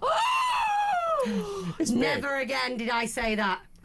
They were so angry. They were like, Newcastle? Why, I'm not from We're not Newcastle. from Spuggy. Newcastle. Where's Spuggy? I was Where's like, Spuggy? you sound exactly the same to me, but So imagine running all those miles and then at the end you get insulted with that kind of medal. no, and that would be That would just that's be- been a joke. That Yeah, they've no. done that on purpose because that would really annoy people. Sorry, they've actually so hang given on, out they the ran it medal in with the wrong name. Sunderland. They ran it in No. Newcastle and got it from So Sunderland. Great North Run, normally you get it from then in Newcastle, but essentially the medals were given to participants, no connection from Sunderland, but they had Sunderland as a city, just the picture, because it's like an emblem. It Ain't- wasn't named Sunderland, but like What the does- you know well, the. which bit of Sunderland's so recognisable? The That's Angels a of good the question. North? Which is probably why. No, I think it's probably just the fact that the shape of the city from the bird's eye is going to be The very Angel different. of the North would have been a better idea, wouldn't That it? would be a good one. I think they should have Don't put put that your arms on up it. like that, Danielle. You've got sweat rot. I'm joking. I have I'm not. joking. Says you. Says you. Put one of these. That will absorb some of that. Yeah, this will absorb it, the rice paper. It's actually a bit cold in the studio. I was having a menopausal sweat on the way up, and then when I got in here, I was like, brr, it's freezing. I'm glad I put a Oh, jumper you on. sound like Brian Badonde. Oh, it is a bore. Brr. That was my brr. Bore. Brr. Okay, shut up. But yeah, I can see how that would wind them up. Yeah. But I'm just curious as to how you would know it was a Sunderland City line. Well, someone must have Well, got somebody home. will know what Sunderland looks like. Newcastle would have probably had the bridge in it, would it? I think that's how Or you the- can tell because it's got the brick. I the would time suspect and you all that people from the North East know what Sunderland looks like, or at least one of them. I'm gonna on the Google Great that. North Run, where there's 15,000 people running. Yeah, they're gonna. Nobody recognised Sunderland. Imagine if nobody knew what it was. Like, it was on the medal, and they go, "Where is that?" Oh, it's Berlin. Reykjavik. What's in the north, isn't it? Reykjavik. Oh, have you been to Reykjavik? I've been to yeah. Reykjavik. I lived there for a while. No Did you? way. Yeah, my husband played for Reykjavik FC or whatever Oh, they're called. nice. Yeah, and we swam in the Blue Lagoon because the guy that owned the football club also owned the Blue Lagoon. So we used to get free entry, which was good because it's a fortune. It is to a get fortune. in. I paid full price. Yeah, and isn't was it hot? Hot. Oh, and it just- burns. Actually, no offence to the guy that owns it, but it's a bit dirty now. You go there, there's it? like beer cans and bottles on the No. floor. Yeah, genuinely. Oh no, when I was there, it was pristine. No, they must have There was a taken little better bit care. of a slutchy feel at the bottom, but Okay. that's to be. expected. Yes, because Yeah. it is a all natural. natural yeah. mud So and there was a stuff. little bit of a mud feel under your feet. Yeah. But as well, when I got in, I was kind of a bit like, oh, that burns. And did you find it interesting that they make you shower completely naked Yes. and there's someone watching you? Oh, I didn't notice there's someone watching, is there? They're That's not miserable. watching in a weird way. They're No. watching to make sure that you clean yourself completely naked before then putting on swimwear to go into the lagoon. I don't know Keep how it clean. I don't know how I'd feel about having that job. I It love was it. weird. It was clearly a lady You in the just sit there ladies, eating and meat. it was well a up for it. man. Get a It was a couple of man in the men's and a lady in the ladies. But as I came through, I went to Dean. Was there a person watching you showering? He was like, yeah. I went and to- she was a bit like, hey, more soap. Soap in your hole. Hope in your soul, sorry. Yeah. Okay, let's go to a clip from Nice Day Fiancé. Should we do that? Let's yeah, and I'll have my flying your saucer. flying saucers. Hi, I'm Finn. I'm 33.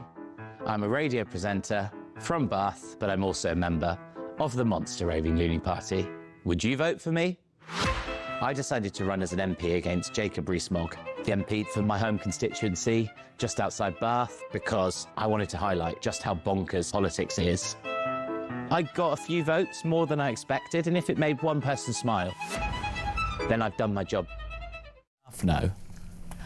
I didn't think you'd have the bean head on, I'll be honest.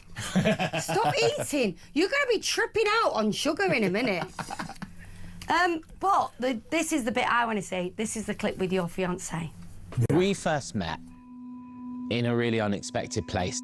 In 2007, I flew with my mum to Brazil to visit my sister, who was volunteering in an orphanage. It was actually my sister who introduced me to Sandra. She was 17, I was 16, and she was living in the orphanage. Sandra told my sister, in Portuguese, that I was cute, and I had a nice smile, and my sister translated that.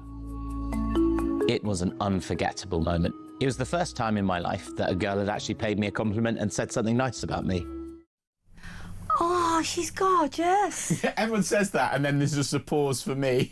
Oh, no, but you're cute, she thinks. Yeah, but my experience in South America is... You look better without the beans on your face. There's no discrimination against gingers in South America, therefore that's a good start. And Americans really like gingers, don't they? Meghan You'd Markle. be fine. We've got one more clip. Mum keeps her cards close to her chest, but now I'm about to head out to Brazil. I want to find out what she really feels about my relationship with Sandra.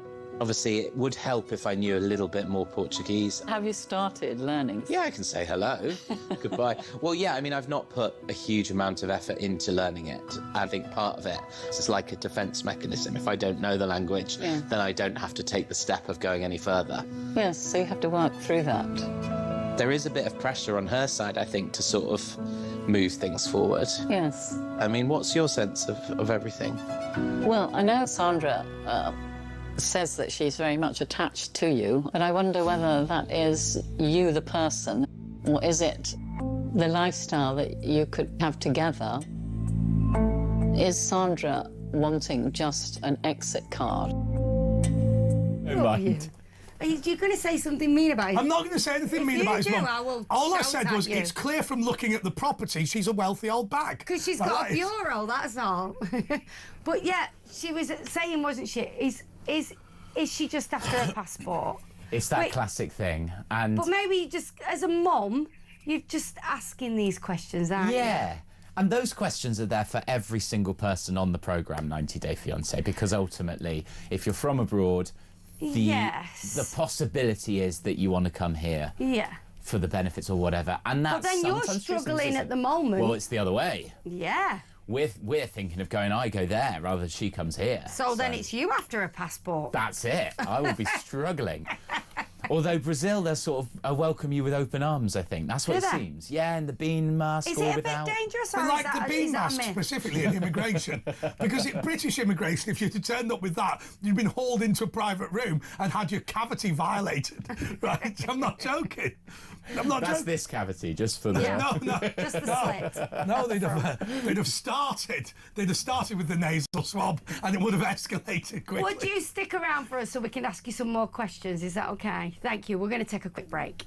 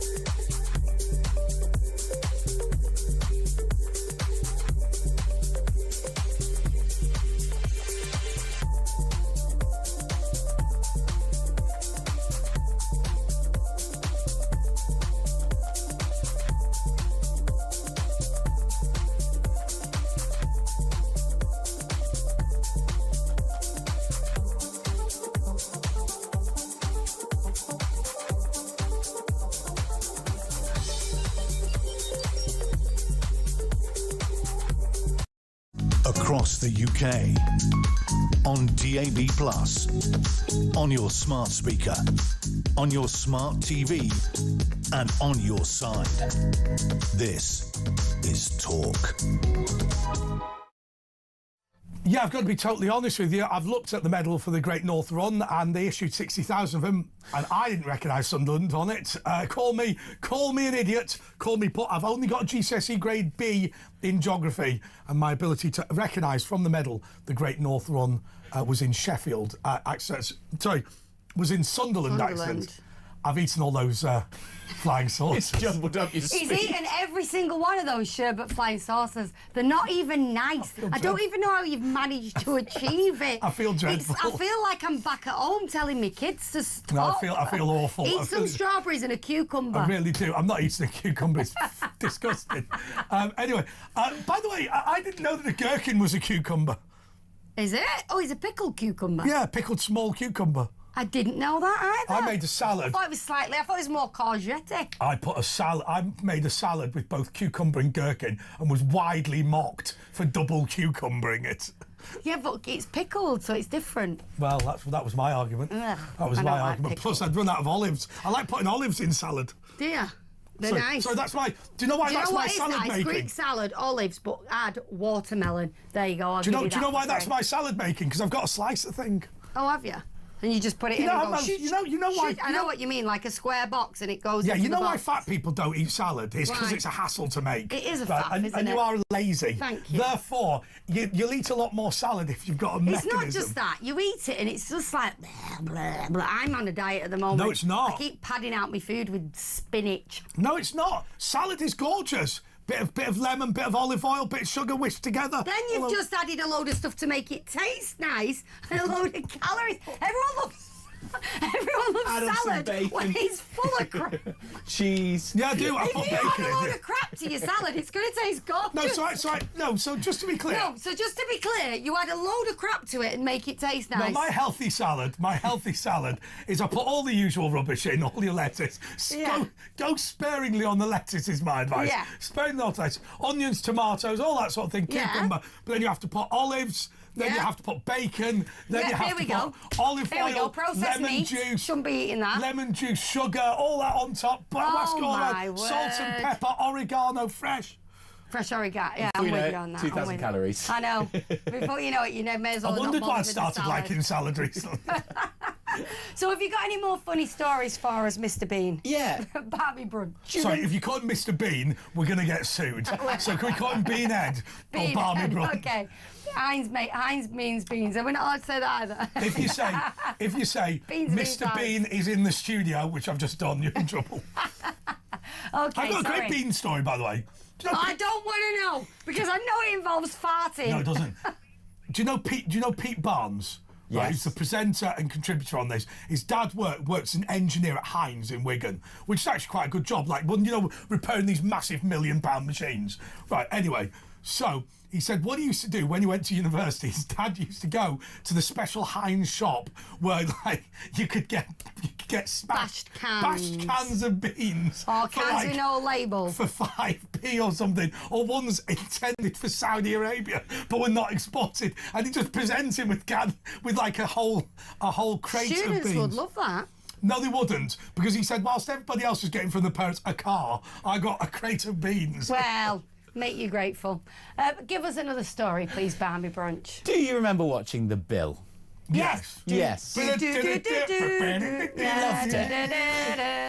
I'll tell you what, I was in the pub once, I saw DCI Jim Carver. Right, well, did you ever come across this guy? The guy who played PC Reg Holt. Yes. Right? Yes. So he has helped arrest a shoplifter in Southampton. Really? I saw this. Yeah. Yes, and he said, I've played a copper on telly for long enough, I should know what I'm doing. He knows it. I saw it. It was good, wasn't it? But Reg Hollis was the moron, wasn't he? Was it? He was meant to be thick in the Bill, wasn't he? I guess people change. Because he'd never been promoted. Was that Tosh from the Bill, he liked to drink, didn't he, that lad? Did he end up then... He got killed off? That was the one that dies in or am I misremembering it? Tosh? Yeah. Tosh got killed off for being an alcoholic, and then he was so depressed he went drinking. Didn't end well. No, you shouldn't laugh, actually. It's a long time. Well, that's why the Bill's no wrong. But yeah, out-of-work actor, but he's arresting shoplifters. I like so it. Good for him. By the way, do you know if you go to the Old Kent Road on the junction, Old Kent Road and New Kent Road, that's where the Jasmine Allen estate is. Do you remember the Jasmine Allen from the bill? Where it was basically, oh my God, there's some drug dealing going on down the Jasmine Allen, and they'd film it in like some South London council estate. But they'd actually because like the show Only Fools and Horses was actually filmed in Bristol. It's not filmed in Peckham. Is it the same? Well, the bill was actually filmed where they said it was. Well, no, the Jasmine Allen estate, they just filmed on the estate, but there wasn't that much of it, if you think about it. Because all they do is, like, run down the street after a shoplifter. Because all they do is all that ever happened in the bill was the Salford Dash, wasn't it? Which is Dixon's to cash converters with a VCR under your arm. See when the police can catch you. That's a Salford Dash. Yes, there you go. Shut up, I'm from Salford. Beanhead, what else have you got? Are you on TikTok? No. Yes. Okay. Of course he was going to say no. He's on another planet. You must have seen then. That planet is called real life. When they do like a little TikTok thing for an English village or whatever, Burton on the Water is the most recent one. A council are considering actually banning people who are no longer from that village because it has been overloaded by TikTok tourists. Is this the picture of autumn leaves? Yeah, and it's yeah. So Why do I know this trivia? You'd go there. I spend far too much time on social media. So they've got a beautiful forest that all the leaves go a really beautiful colour in the autumn and they all fall, and it is absolutely beautiful. Yeah. I did see this. And they've had to, what have they done then? Well, the council ban people from going you can't, to... but they're thinking, how can we cope with all these tourists Do you know what coming they in? need to do? Get one of those mobile coffee shops and earn a couple of quid. No, here's the big problem though, right? It strikes me. So I had a mate who was really into Instagram, and when he started his Instagram, we went to Paris, started his Instagram, and what he did was he believed, everyone who goes to these locations gets 1 million views, right? So we tracked to this restaurant, forget which one it was. I went, excuse me, where is the... And they went, upstairs. I went, all right. I went, sit at this chair and whatever, sit at this table. Yeah. They said 100 people a day come and sit at this table, right? Because Is it the one with the Eiffel Tower in the background? Yeah. You've seen that, I know. You know it. You've been there. But the reality is, if all you do is copy what everyone else is doing, you don't get much popularity, do you? No, I can't imagine so. So is that why? So it's not for beauty anymore. It's because people want likes and follows on TikTok. That's why people. So. That's it then. And then you see Venice has got a very similar problem. Yeah. And that place in Greece. That place in Greece with the white roofs. You can't take a picture now. Santorini, is it? It's just unbelievable. Unbelievable. Is it Rhodes or Santorini? It's Santorini, isn't it? Didn't matter. It was the one with the white roofs. That's when my sister got married. Yeah. White roof place. It's beautiful. But it's not quite as beautiful as it comes across on TikTok, I'll be honest. Well, it's like I had a friend who went... Something about the filters. I had a friend who went to the Northern Lights, and he said, I did it 3 times and didn't see them. But on the third occasion, he went, no, let us change the filters on your camera. Right, there you go, and you can see them. There you go, it's great. And he went, I can't see it in real life. And he went, yeah, but it is there. Oh, no. That's got to be a con, though, because every time they say the Northern Lights is happening here, you look outside and it's just a black... Yeah, it's just like smog. Yeah, what's happened is Blackpool's turned on the illuminations. I know. There we go. It's called light pollution. Yeah, light pollution. There's loads of them that are rubbish. What's the biggest disappointment of them all? Blackpool Tower. Blackpool Tower's crap, isn't it? It is a bit really rubbish. We used to get £1 for whoever spotted Blackpool Tower first when you were driving up. Do you remember when you were a kid? Whoever spots the tower first gets a quid. Funnily enough, it was always me dad. Yeah. What are the awful... I'll tell you what, the worst attraction of them all in this country is the London hop-on and hop-off open-top bus. I always do that. Because, remember, you can get a day travel card and go on a double-decker. No, do you know what free. The tip is? No, the tip to that is pick the one that's got a person doing the commentary. Live tour. Because that's quite fun. Whereas the one where you had your earphones in, you're all being swizz, mate. It's rubbish. But the one with a person, if you get a good person, they can be quite funny. Hang on a second. You can get for £1. No, I know, but he tells you things right. like, this is the oldest house and this was the first house in the Fire of London, and this, do you know that the reason that the thing is changed colour is because we're now in the City of London, and all that rubbish. I liked all that. Shut up, you. I bet you've never done a proper touristy thing in London. Yeah, I have, yeah. Oh, have you? I went on a Jack the Ripper tour, but at the end of it, I thought actually, I said to a friend of mine, we're on a great Jack the Ripper tour, and he went, I would never do that. And I said, why? And he went, because it is about violence against women. And I thought, oh, that's a really good point.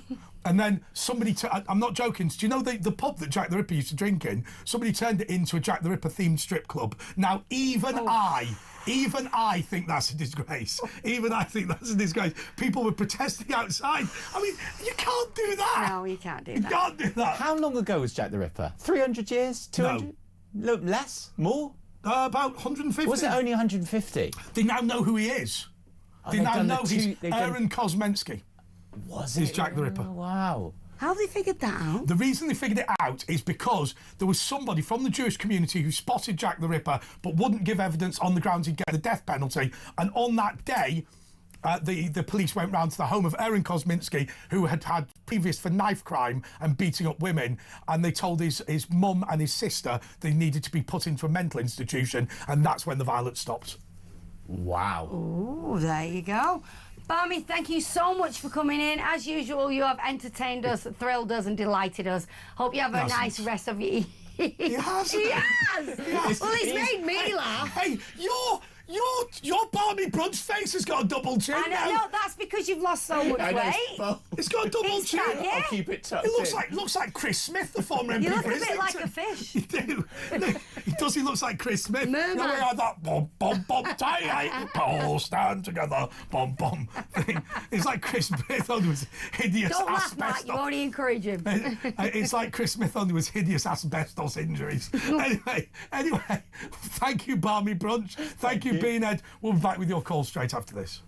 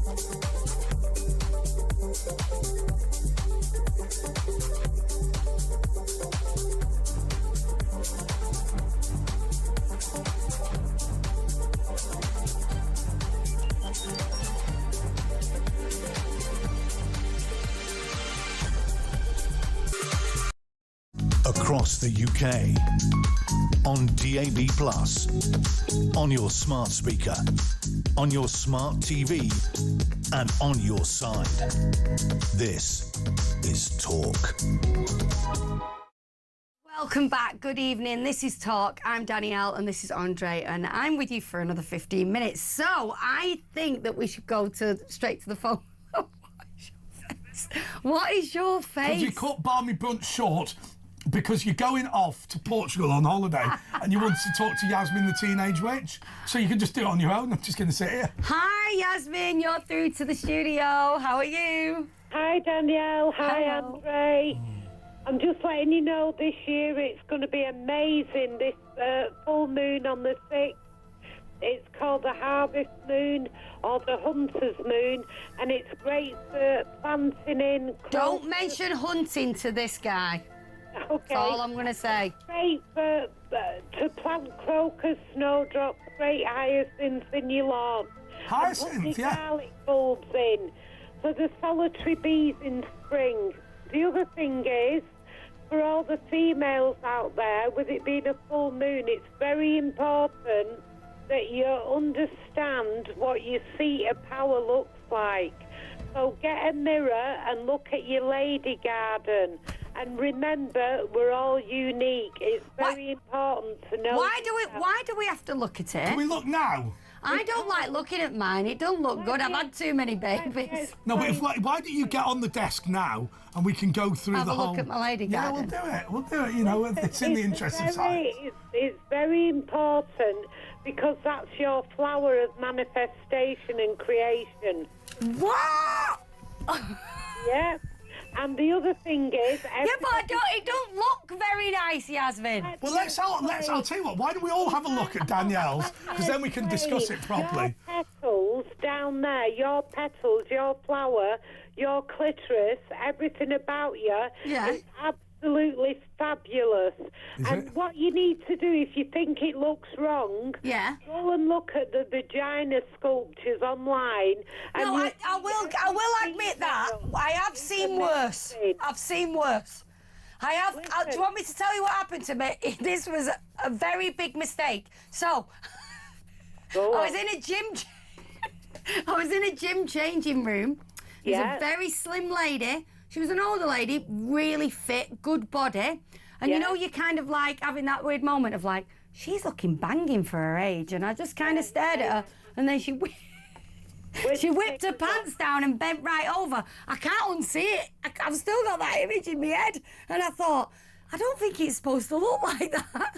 Yeah, but as you grow it was basically two big testicles and a penis, and it was going, my name's Susan. No, it's Susan. Susan looks like a big. I think she had a problem with piles. Let me just say that. That's what I'm saying. It was awful, and I thought maybe stop on the weights, love. No, let me tell you. No, Jasmine, stop. Yasmin, stop. So. She was pumping iron to such an extent that she'd had a prolapse, and then she presents it to you. I don't know what was going on. Let me explain. No, don't explain. Don't explain the prolapse. Hang on. The whole of the gallery are crying. Let me just tell you, right? What? So did it come out? Did it look like Beanhead's face? It was not the right colour or anything. I don't know why it was that colour. What colour was it? Like a purple. Purple? Oh, it was awful. It was purple. What it was bad. Oh, no, I don't care. I can't unsee it either. It's imprinted in my head forever. And I was like, why did I look at her? Right, I was genuinely just thinking, she's got a really banging body, hasn't she? Like, what? Everyone. And I wanted to go, love, you've got a problem. There's a problem there. Right. Go see a doctor. There's a pen and paper whilst Yasmin talks for the next 8 minutes. Right, if I draw... Like that. It was like that. Let me just tell you. Honest to God. It was like that. Go on, sorry. As a woman grows older, her labia grow longer and they go darker in colour. I've noticed that in myself, yes. Yeah, that's natural. It's embarrassing, though. The other thing is, and it's really important... So it's bulbous at the end. Bulbous? Like grapes? Oh! Sorry, go on. Bulbous. Anyway, psychic vampires, right? People who make you feel drained and demoralised. Yeah, like you, Jasmine. Oh, thanks very much, Andrew. Ignore him, Yasmin. Ignore him. He always has a little paddy because you're not always talking about him. I wanted to talk about the grey no one wants to talk about them. vagina it was problem. Bad. It was bad. I just thought, oh, why was I looking? I should not. Anybody watching, send Andre pictures of your vagina. Yeah, do. Oh no, you know what? He wouldn't be interested. I'd nearly give out my full number. Would have been a good gynaecologist then. Yeah, absolutely. Anyway, what I was going to say, so if somebody makes you feel drained and demoralised, all you have to do is put yourself in a bubble of white light and literally block contact with them. Is that whilst you're looking at your vagina, the white lights? You can be doing whatever you want with your vagina, can't you? Your vagina's all about manifestation. It's your flower. That's what she was saying. It's the symbol of creation. Red and thorny. Symbol of creation. There you go. Even when you can't, the body doesn't create anymore, though. You create life from that. Yeah, but we did. In the past tense. I think now she's keen not to, if I'm being honest. You're at a very fertile stage of life, Danielle. Am I? I? A very fertile stage. I looked at you tonight and I thought she was going to jump the fire, which means you're easy to get pregnant at the moment. Shut up, that would be a miracle. I'm just telling you what I've seen. Okay. I've got a coil, it's fine. Right, first of all, Danielle, you're going to get a stray cat from a Triumph Herald hanging around you. Right, so there was a cat ran across my path the other day. Very lucky, good. Doesn't matter what colour it is, brilliant. It was a tabby cat, yeah. Come. Let me just tell you now, that is your familiar, your energy familiar. Okay. Because the other thing is about you, you did do dancing, didn't you? Yes. So you're very cat-like in your energy, especially when you Wasn't that sort of dancing? I am. It was she's very cat-like in her energy. Yeah, I'm getting into my yoga in a big way at the moment. You're doing Tai Chi, actually. You should be doing Tai Chi. I do a bit of that. I don't like it, though. Is that the one where you just it's go... all this, like, I find it a bit boring. Right, there's a male who's going to come forward within the next 4 or 5 weeks. He wants to make amends. He's connected to your family. But it's the dove energy, the dove of peace. You're going to London again, obviously. I also feel, are you going to France? Because I've just got France. You're connecting to somebody. No. She'll have to fly over there to get to Portugal. No, France. I tell you, there's going to be a connection with France. It's very important. The other thing is with you, the new moon's going to be fantastic. I also feel, has one of your lads just had a funny haircut or had his haircut? There's something about a haircut. No, but he has moved to Turkey, didn't you say? All right, whatever. Yeah. Where they've all got. Let me just tell you now, I keep feeling when I'm looking at Danielle as though, right, she's going up the ladder of success. There's something to do with changing schools with your kids. There's also a butterfly. Now, listen, this butterfly is very important. It's transformation on a big level. By the 29th of this month, something brand new is coming in. You're cooking up a spell and manifesting, which is brilliant. You're getting a gift. It's going to have a diamond. That is true, actually, Yasmin, and it is the end of this month as well. I'll give you that. Sorry? Yeah, something new is happening at the end of this month, yeah. Oh, I know. But you are getting a gift. Now, let me have a look at you. Okay. Wear your evil eye bracelets all the time. You call them evil eye, call them protective. The other thing is that you're going to do something physical, writing or something with your hands. It's unusual, because when I look at this palm, it's not got many lines on it. It's like a baby's palm. I'm not having any babies. I think there's going to be a new... Yeah, there's going to be a birth. I'm not changing it. Oh, God, no. No, because that means it's one of my kids. Yeah, that's right. Shut up. Knocking up some... Knocking up some... Can't be me. Go on. The other thing with you is you've got a spider, which is very lucky. That's good for your money. A money spider... Oh, brilliant. I'll have that. Tell me about Hyacinth. We'll have the money spider. But the rebirth, then the born thing, can that just be like a new idea, not an actual child? No. What I'm seeing here as well, Danielle, your dreams are telling you a lot of messages. Yes. I don't think you're writing them down. I'm not. You have had a rebirth over the last 7 days. I spoke to God in my dream 2 nights ago. Yeah, you've had a Tall black guy. rebirth as well, and you've asked a lot of questions. That's who God must be to me. I also feel around you, you have started putting protection around you when you're sleeping. That's good. The other thing around you as well is that you're going to be dancing. There's a party coming up within the next 5 days, something significant that's really important. I also feel with you felt a bit tied up with things recently, the last 6 weeks, but now it's getting unravelled, things are changing. You are going to be changing things in your garden, which is really important. I also feel around you, I got London, but it's like you're going to something to do with the Lord Mayor or a mayor, a city mayor. Oh, I don't do anything like that. That's like his era, that. That's like Era? This thing. This is for you. Oh. There's going to be some kind of... that makes me that age now. No, I'm joking. There's going to be something where you're connected with people in power, and it's going to be big.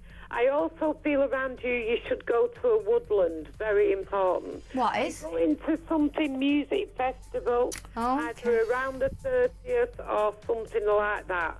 Okay. Yasmin, I'm really sorry. We're going to have to very quickly wrap up, but just give us one thing about him. Andre? Yeah. Right, let's... Oh, thanks for your time. Well done, Yasmin. That is the end. It's 0344 499 1000. Thank you so much to Danielle Nichols. We'll be back just in a moment. Yeah. I'll be back. Thanks. Bye. I'll be back. Bye.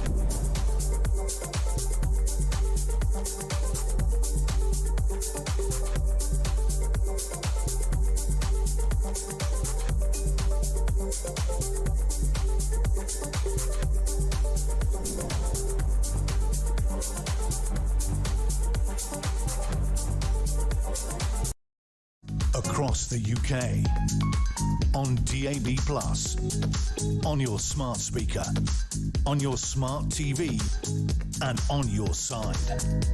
This is Talk.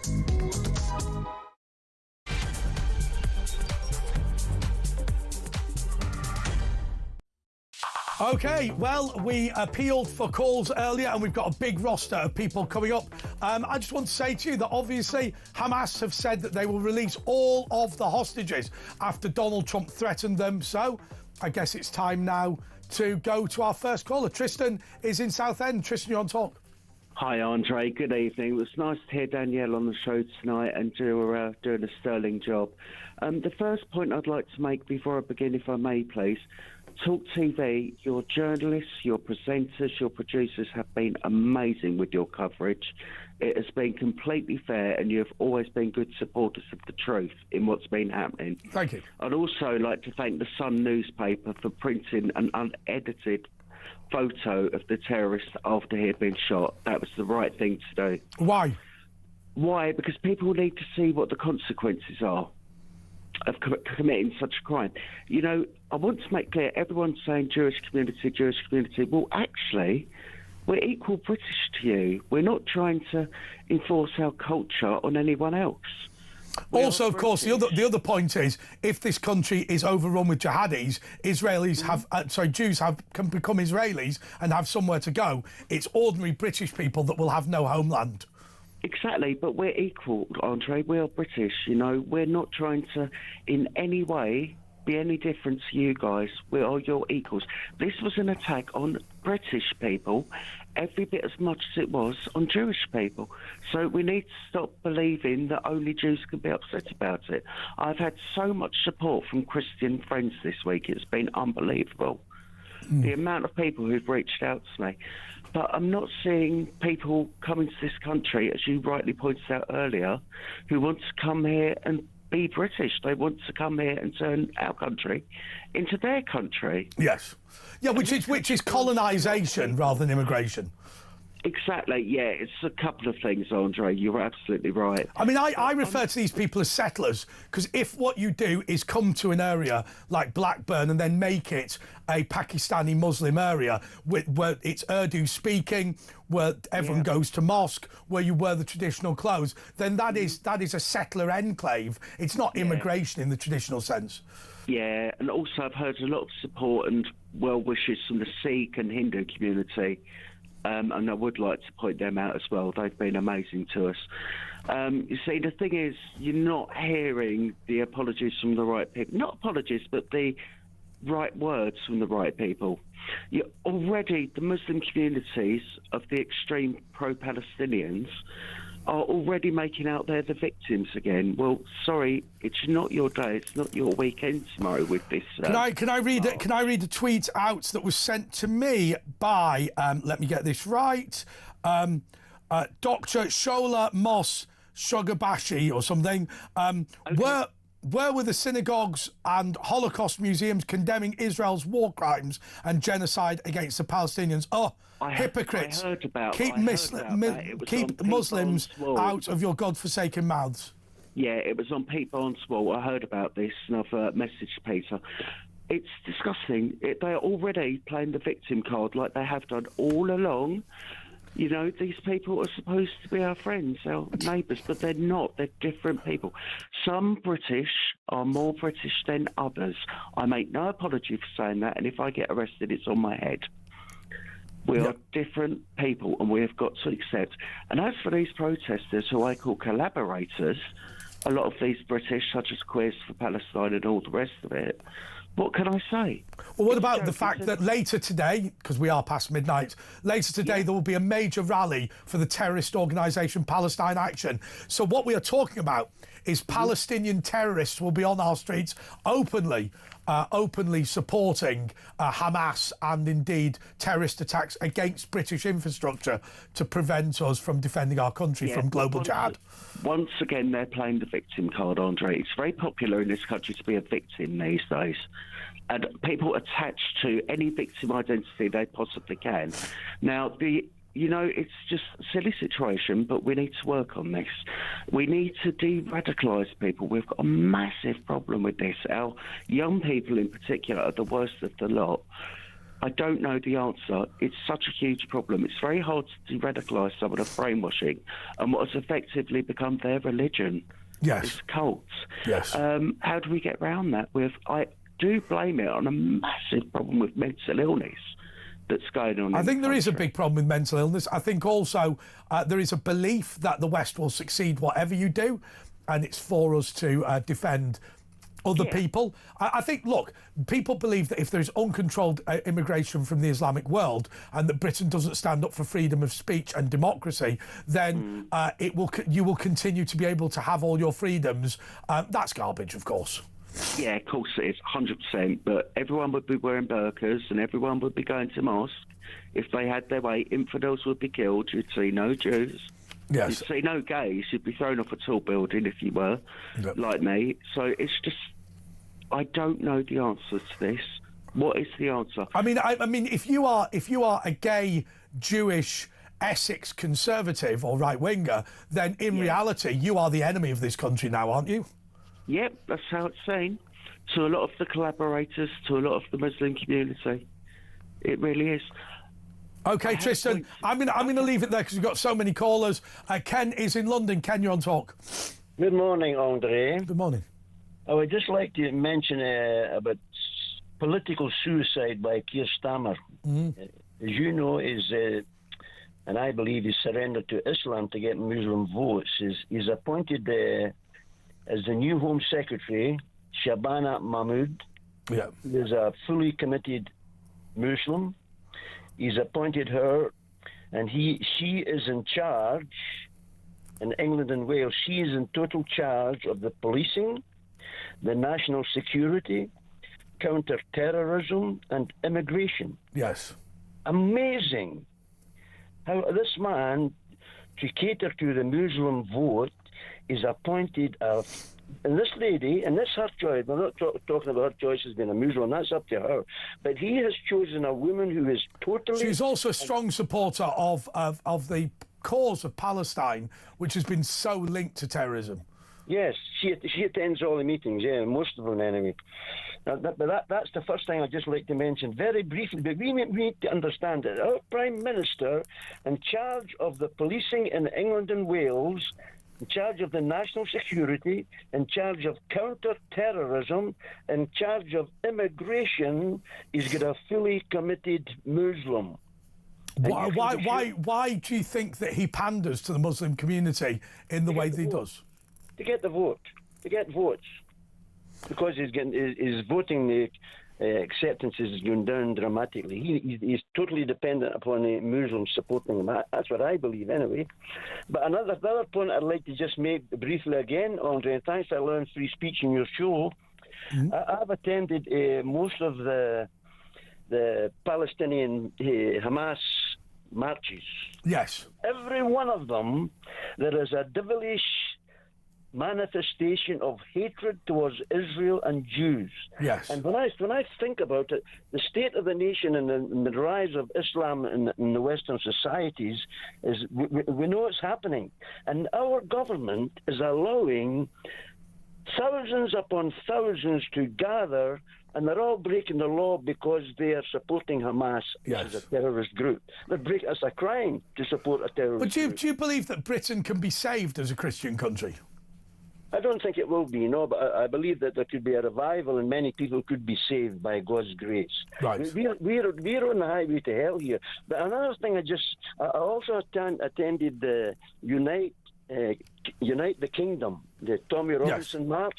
You know, I went to that protest. There was 150,000 there, they estimated. Yes. It was wonderful. There was no evil. There was no violence.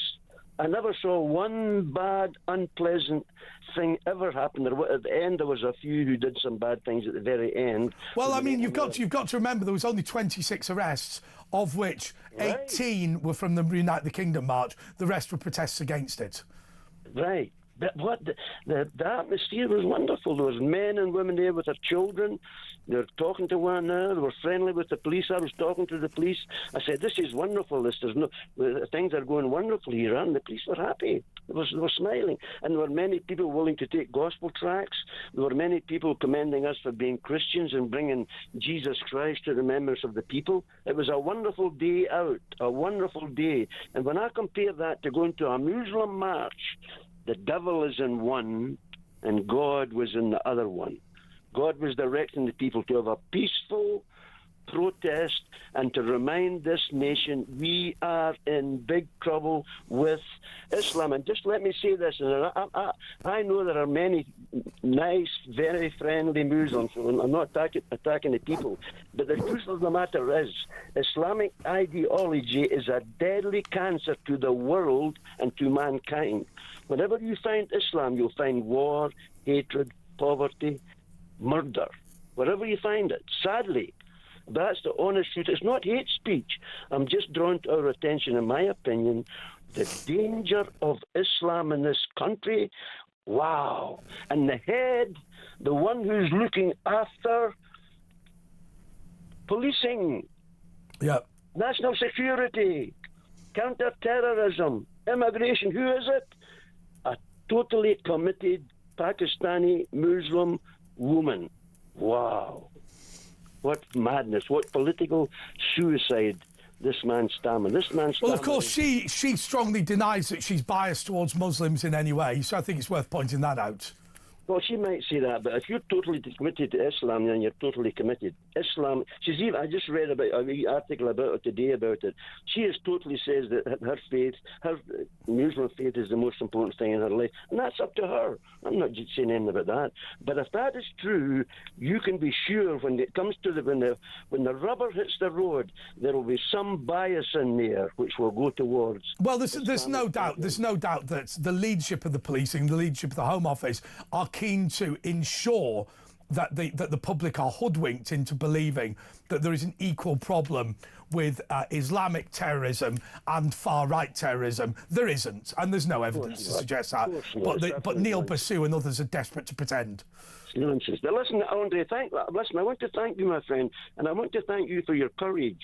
When you come onto this show here, you're the only announcer that I know, a host, and this is not to butter you up or flatter you, that would be foolishness. I'm telling you the truth. You're the only man who stands up for the truth in regards of the dangers to this country. And I applaud you for your courage, and may God bless you and protect you, because we need somebody to stand up in the radio, because all the media, most of the media now, are spokesmen for Hamas.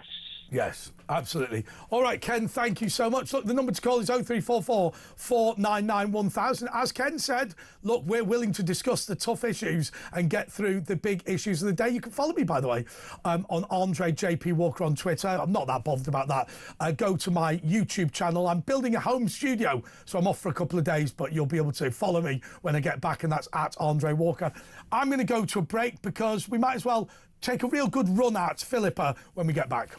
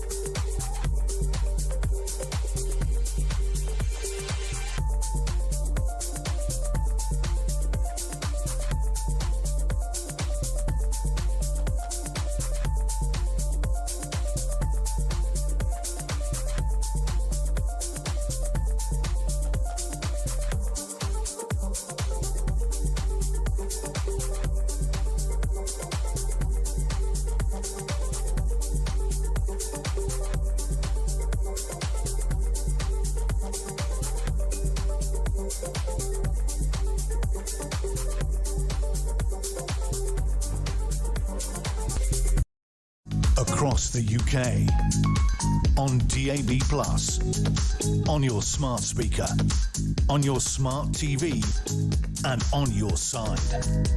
This is Talk. The gallery thinks I've got off my face on flying saucers, so just to be clear, I'm not drunk or anything, but I've had that many of those little flying saucer sweets that they left out in reception that I'm actually feeling A, ill, B, lightheaded, and C, tired simultaneously. So I don't think we should have any. Also, to Andrew in Salisbury, your message has caused us all to laugh, but we're not going to read it out. OK, Philippa is in Poole in Dorset. Philippa, you're on talk. Good morning, Andre. Sounds like you've been having a bit of a sugar rush going on there. I am, yeah. I'm off my face. Well, that's... It's all right. I'll get a kebab later. I'll be all right. Okay.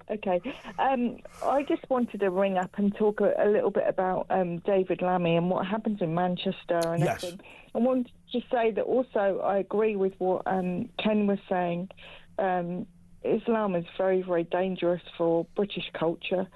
And I believe that everybody has the right to practice their own religion, and we all have a right in this country to go to our own churches, synagogues, mosques, whatever we want to do. But people should not be under a threat of losing their life or be in any danger because we've got a different opinion on religion to other people. And you know, English society was built on free speech and democracy. But we're also built on... Here is the big problem you've got with Islam, and I've no problem with my Muslim friends or whatever. The big problem you've got is Islam is not a religion, it's an approach to life. Therefore, you can't separate out church and state. If you are a Muslim, then you are somebody who believes in that way of life. If you're not a Muslim, then you don't.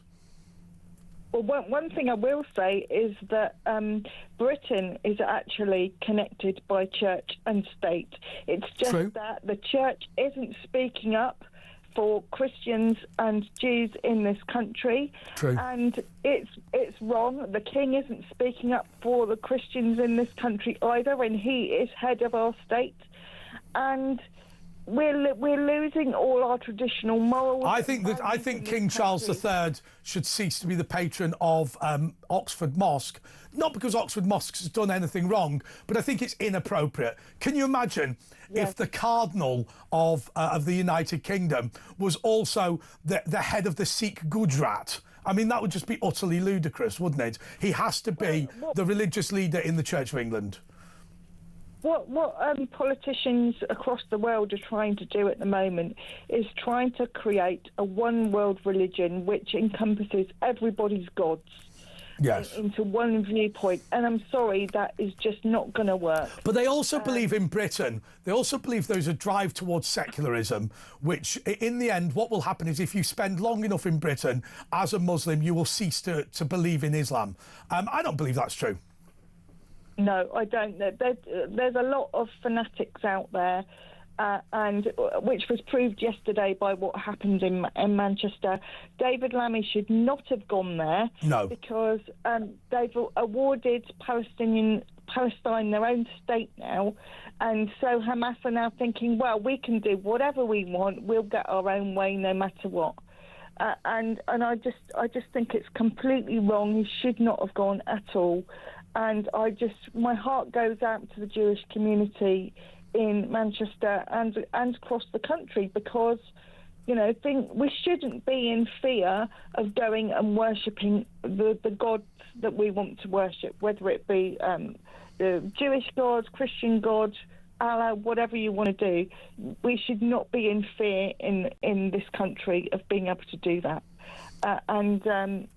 I'm lost for words, really. I am just so sick and tired of what's happening in our country at the moment, both politically, with religion, with all sorts of things. I just want this Labour government out so badly because we need to have our British roots firmly back and planted in this country where we go back to our traditional values, morals, culture, and we celebrate everything British and English. And those people that we are giving asylum to and who are coming over here should adhere to our rules, our regulation, our culture.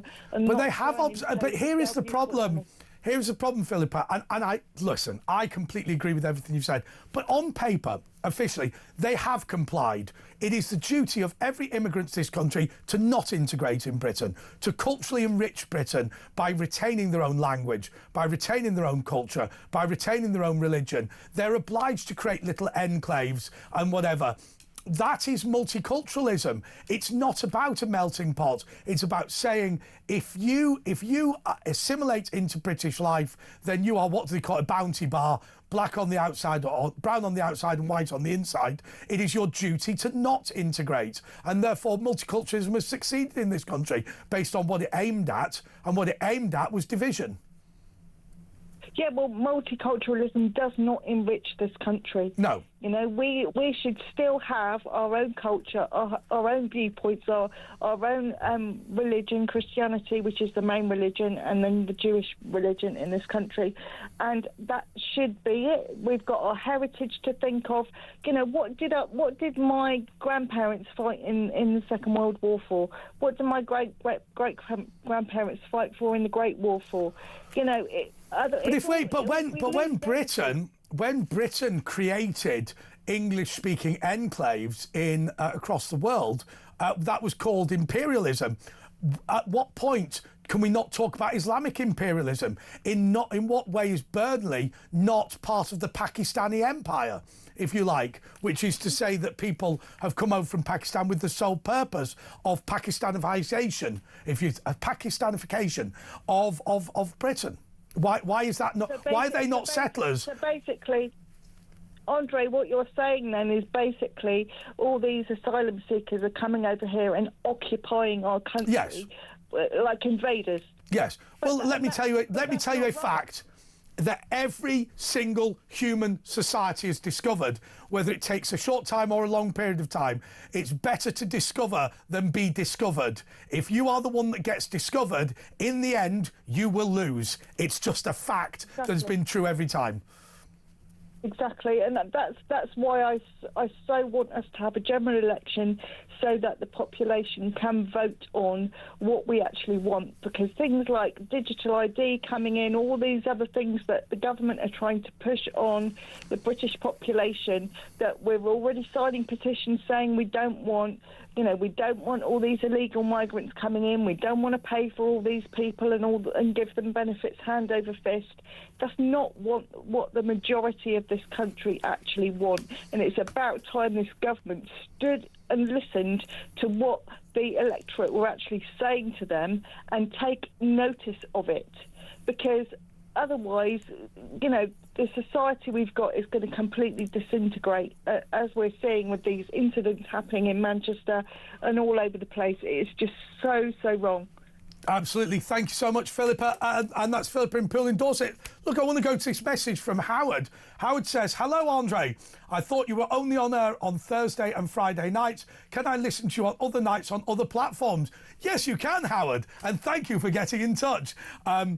Yeah, so I have a YouTube channel, and on most days I upload 3 8-minute videos. I'm building a whole studio, so you can see the back catalogue at the moment from a couple of days ago. The latest video actually is about a terrorist attack a couple of days ago in Manchester that was covered up by the courts and called a public nuisance, when actually, in fact, it really wasn't. So please get that. You just go on YouTube and type Andre Walker. Now, Howard, I'm not going to be critical of you, but you don't know how to spell Andre. It's Andre. So it's Andre Walker. Very simple. Just think of me as Andrew Olker. Just don't put the space in. OK, let's go to Mark in London. Mark, you're on talk. Yeah, morning, Andre. How you doing, mate? I'm good. It's just basically about this attack.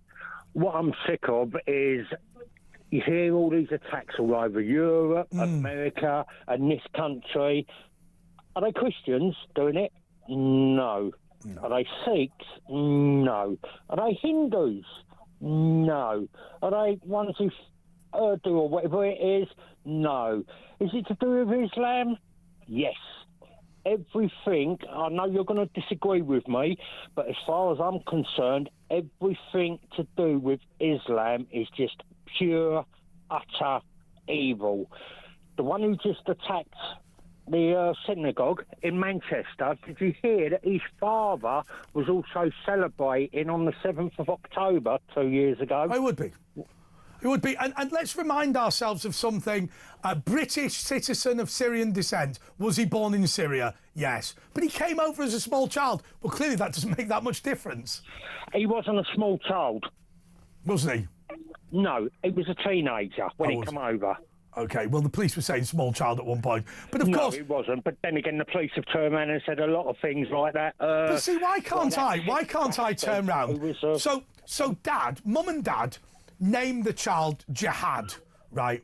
Well, I would just say, look, we don't want you in the country. I'd revoke their citizenship and send them back to Syria. Well, my opinion is every one of them that have come across in boats, every single one that have not had their papers, that have dumped them in the channel and that, even if they've been given, yeah, you're free to stay here, yeah, it's a council home and everything, they should all be taken off of them and kicked out of the bloody country because, Andre, we are losing this country and everything... When Mohammed Emwazi's... I totally agree. When Mohammed Emwazi, Jihadi John's family, came over from Kuwait saying that they would be discriminated in their own country because they were Kuwaiti terrorists, why couldn't we just say, oh, we agree with Kuwait, keep you. We agree with Kuwait, lock him up. He's a bad guy. What we actually did was we nurtured Mohammed Emwazi to be a more gifted terrorist who then hacked the heads off innocent members of the public, one of whom, Alan Hennig, was British. There might have been others as well. Yeah, I mean, what I can't work out is there's 25 or 30,000 police. Is it in the country or in London? In London, yeah. But there's 40,000 known terrorists. If they're known... Sorry, what the fuck are they doing in the country? But this is why we don't have a go. This is why we don't have a go at the Palestinian protesters, Palestine Solidarity Campaign on the streets of London, because we know that if the police fought them, the police would be defeated. We know that if there was an attack, an attack on a mosque tonight, can I tell you a fact? Let's do a fact.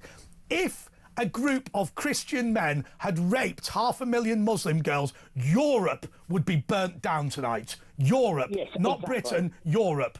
Every public institution would be under attack. If one Muslim was attacked, there'd be uproar in this country. But as far as I'm concerned, Andre, this is it. A lot of English people are starting to think, right, the gloves are off.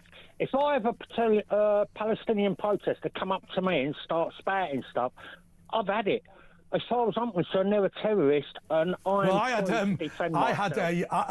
I lived in Ascot, I was discriminated against for being Jewish. I'm not Jewish. I'm really not. But what happened was he always used to park in my car parking space. He parked with a Hamas flag, so I wore a skull cap, came out with an Israeli flag, and peed on his car, which, by the way, is not illegal to do because it's not public fouling. It's in a private space which is owned by me. Anyway, after that, I will tell you one thing. This guy used to make complaints all the time about me for fake stuff in order to get me out of the property. I will be back just in a couple of moments. Continue to take your calls.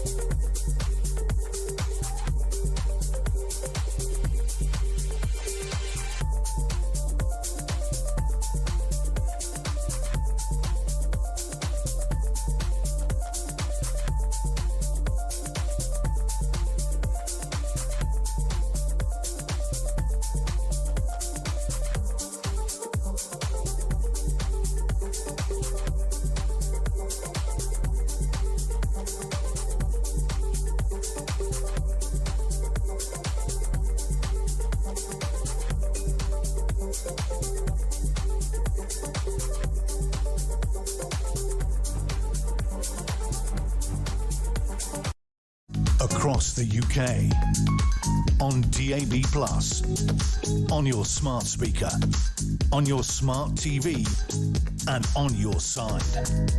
This is Talk. Now, it sounds like I slightly misheard something earlier or misunderstood it.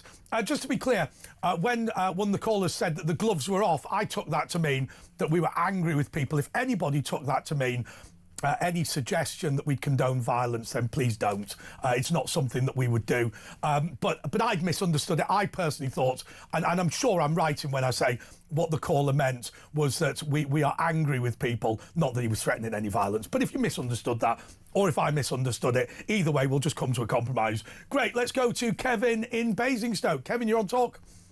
Morning. Good morning.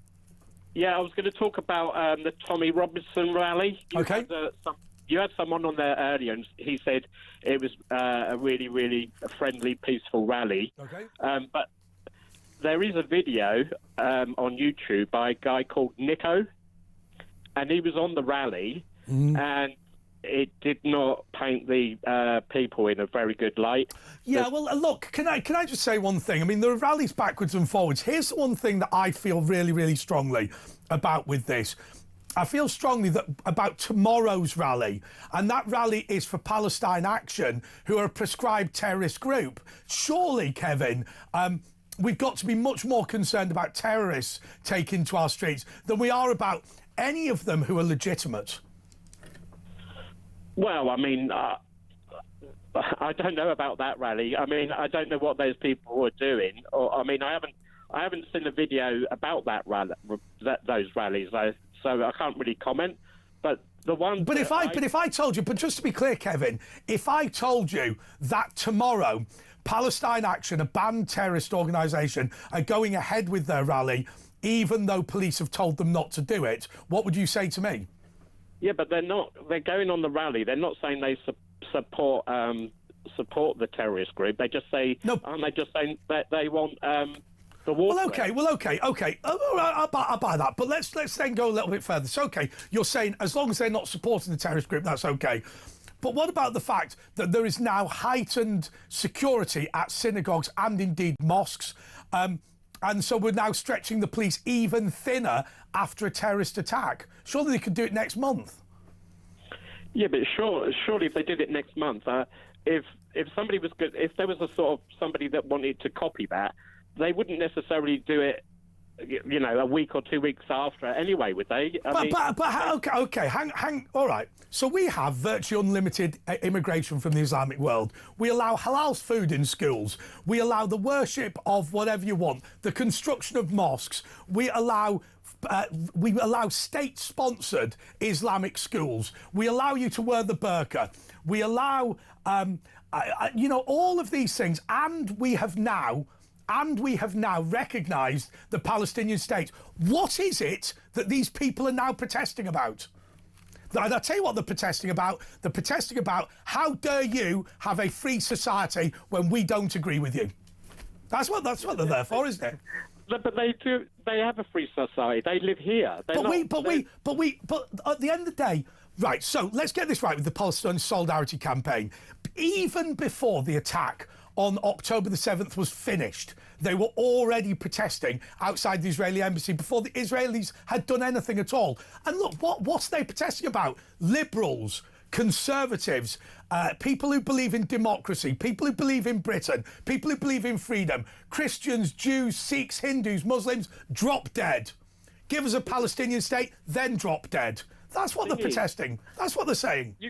If we've got the right to protest and they're not doing anything legal, you can't say. But my point is that their central outcome is for me to drop dead, isn't it? That's what they want, because fundamentally they now want what? An end to British military security. They want an end to independent courts. They want an end to Christianity. They want an end to Judaism. They want recognition of the Palestinian state. They want de-recognition of Israel. Whatever it is that we give them, you can't get away from the fact these people want me to die. That's it. They don't all speak with one voice. I'm not saying that, but not every Muslim is out supporting a terrorist organisation later today. The ones that are. that was the point I was going to say. Those people at the Robinson rally, some of them were absolutely hideous, but I wouldn't say they were all hideous. Okay. You know, you can't monitor who goes on the rally, can you? Yeah, but I can generalise about people who support Palestine Action because it's a terrorist group that makes them terrorists. Heather in Gavan, thank you so much, Kevin. Good point, got me going. Heather in Gavan, you're on next. Hello. Why should Jewish people What's that? to live in fear in our country or anywhere in the world? They have a right to live in peace in our country, in America, in Europe. And we need to keep on supporting our Jewish friends, like we need to support all faiths and religion, because we cannot get our own way in this country. Neither the left cannot get their own way. What this rally is all about tomorrow is what you've been saying, and I agree with you, what you have been saying all along. They want to get rid of Christians, Catholics and Jewish people. They don't like us. No. We don't grow too accustomed to the Muslims' faith and their religion. And this government is pandering to the Muslim community with this Islamophobia crap. We are getting sick and tired of this government pandering to the Muslim community in this country when our Jewish community has been under threat for God knows how many years. And well, the Jewish community are planning to leave, and that is the aim of Palestine Action, Hamas, Hezbollah, Iran, and their supporters in the radical jihadi movement, isn't it? Well, Jewish people, they don't have to leave our country. Why should they have to leave our country? For God's sake, we rescued the Jewish community in the Second World War under Schindler's List. When the Schindler's List people brought the Jewish people into our country for safety, because what neo-Nazism want to do is eradicate, get rid of the Jewish community across Europe. This is what we are facing with this Islamic movement. Want to get rid of the Jewish community in Israel and want to. Heather. I'm not going to be critical, but not every historical detail was quite right there. But we did fight Nazism. We have been a home to Jewish people for a significant amount of time. I mean, Asher Gould's family didn't come as a result of the Holocaust. They came in 1700. And for them to be told that they are some form of crusaders by people who came from Pakistan in 1975, I find pretty offensive, actually. I've got friends who are Jewish. I've got a Jewish family friend called the Bernsteins. What I've learned from the Bernstein family is they were immigrants of this country, and some of their families did not survive the Holocaust of the Second World War. They've lost some of their families due to Nazism in Germany and in Europe. And what I've learned from the Bernstein family, and they are a good friend of mine, and they welcomed me in their home in Leeds when I used to live in Leeds. They are the most kindest, loveliest family I've ever met in my life. When they welcomed me, a non-Jewish person, in their home, I felt so welcome in their home, and I adopted them as my family, and I felt a part of their family as a non-Jew. Yeah, I can understand that. Thank you so much, Heather. Let's go to Grace in London. Grace, you're on Talk. Hi. I don't think our country can necessarily take credit for Schindler, but I think... Well, to be fair, Grace, I'll tell you what I did say. I didn't pull her up on that simply because I think we all knew what she meant. Yeah, I agree. But I do think that if we're going to talk about history that's really significant, it is good for us to... I'm not trying to criticise her, but I think there's sometimes a real urge to take pride in our country, and it would be good if we at least took pride in the things that were actually Yes.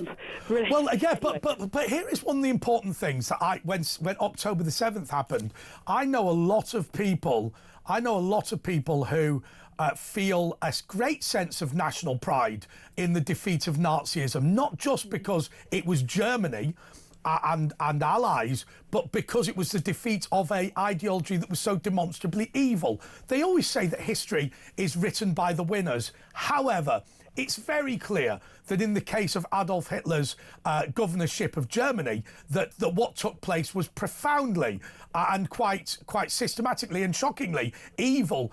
And so there is a great sense amongst, I think, a lot of white British people that the idea that Jews should be run out of Britain is particularly offensive to the British psyche because of that national pride. Now, and you can understand how somebody who hasn't studied history thinks of Schindler as part of that wider ether of what the British did, even though he's a Czech, even though he couldn't speak a word of English, even though he had no connection with the British, even though he was a Nazi Party member, because there's just that generic view. We are against the Nazis, and anybody else who is one of our gang. Yeah, to an extent that's true, but I think it actually can emphasise the point that it's not as simple as British people versus German people or versus Czech people or anything else. It's actually that human beings, yes, as individuals, and unfortunately, talking about Nazism, unfortunately, evil is kind of impossible to defeat completely. No, and we kind of like to think we got rid of Nazism, but unfortunately, when you have hate preachers preaching about anti-Semitism in mosques in Britain, the problem that you have is that British people, all the ones I talk to, turn round and say, we've seen this before with Hitler. You know what? We're going to give no succor to you. If you don't like the Jews, you should leave the country. Yeah, I wouldn't disagree that hate preachers have got absolutely no right to be here. They should go away. And I just can't help but wondering about, with these marches, I do think that quite a few of the people on the marches may be concerned primarily about the suffering in Gaza, and they should be because it's horrific. I don't think they're all marching because of anti-Semitism, but I also can't understand why they're not concerned about other suffering in our world. And I'm asking people this online all the time on very left-wing pages where they talk endlessly about Gaza. I'm saying, if we're left-wing, why don't we care about people who have no food at all? Everybody knows why the quote-unquote genocide in Gaza is of interest and why the quote-unquote genocide in Nigeria is of no interest. The reason is because it's an Islamic cause in Gaza and it's Muslims that are doing the killing in Nigeria. Everyone knows that's the reason. Well, I think there are a number of reasons. I think that's part of it, but I just feel like it would be really nice for people to make more noise about other situations in addition to Gaza where there's real suffering. And thank you for mentioning Nigeria, because that really needs more attention. But you could also look at Uyghur. I mean, the reason that there are 2 million Uyghur Muslims in concentration camps, the reason that nobody cares in Britain is because it's the Chinese doing it, not the Jews.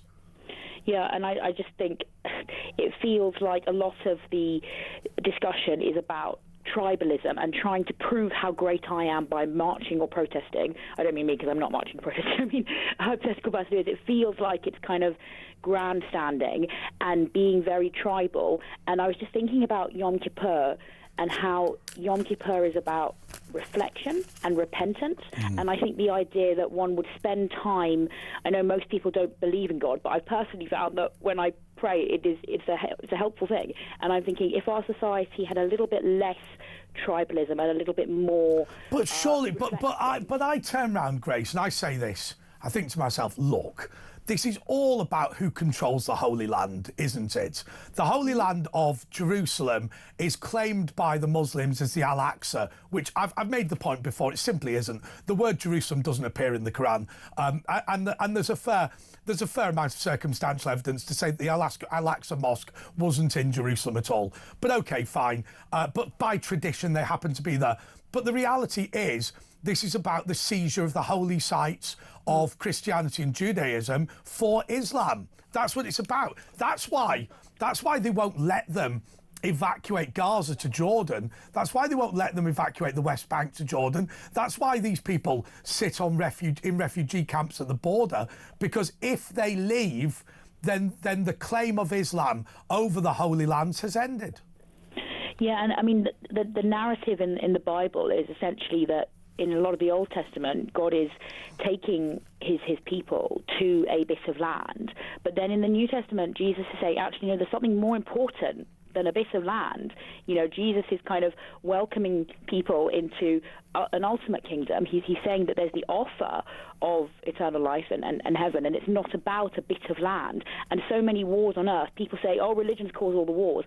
I think actually a lot of wars are connected to people wanting bits of land, and they might say, oh, my God said that I need this bit of land because it makes them feel better and more noble about it. Yeah, I must admit, the desecration of churches and whatever in countries where the Christians have left anyway. I'm neither here nor thereabouts. It doesn't bother me that much. What bothers me is the ethnic cleansing that's taken place. But ultimately, if Hezbollah and Hamas took over Israel, then what would happen? And we've had people on this show, and they've said before the groups will come together. No.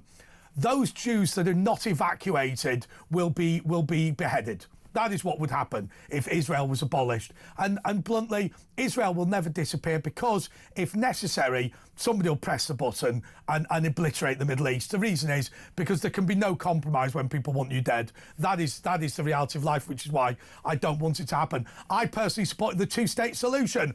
One is Israel, the other is Jordan. No. Do we want a 3-state solution, a 4-state solution, a 5-state solution? No. We want a 1-state solution, which is Israel drop dead. That's what these people want. Anyway, we'll be back in a moment with more calls. 0344 499 1000.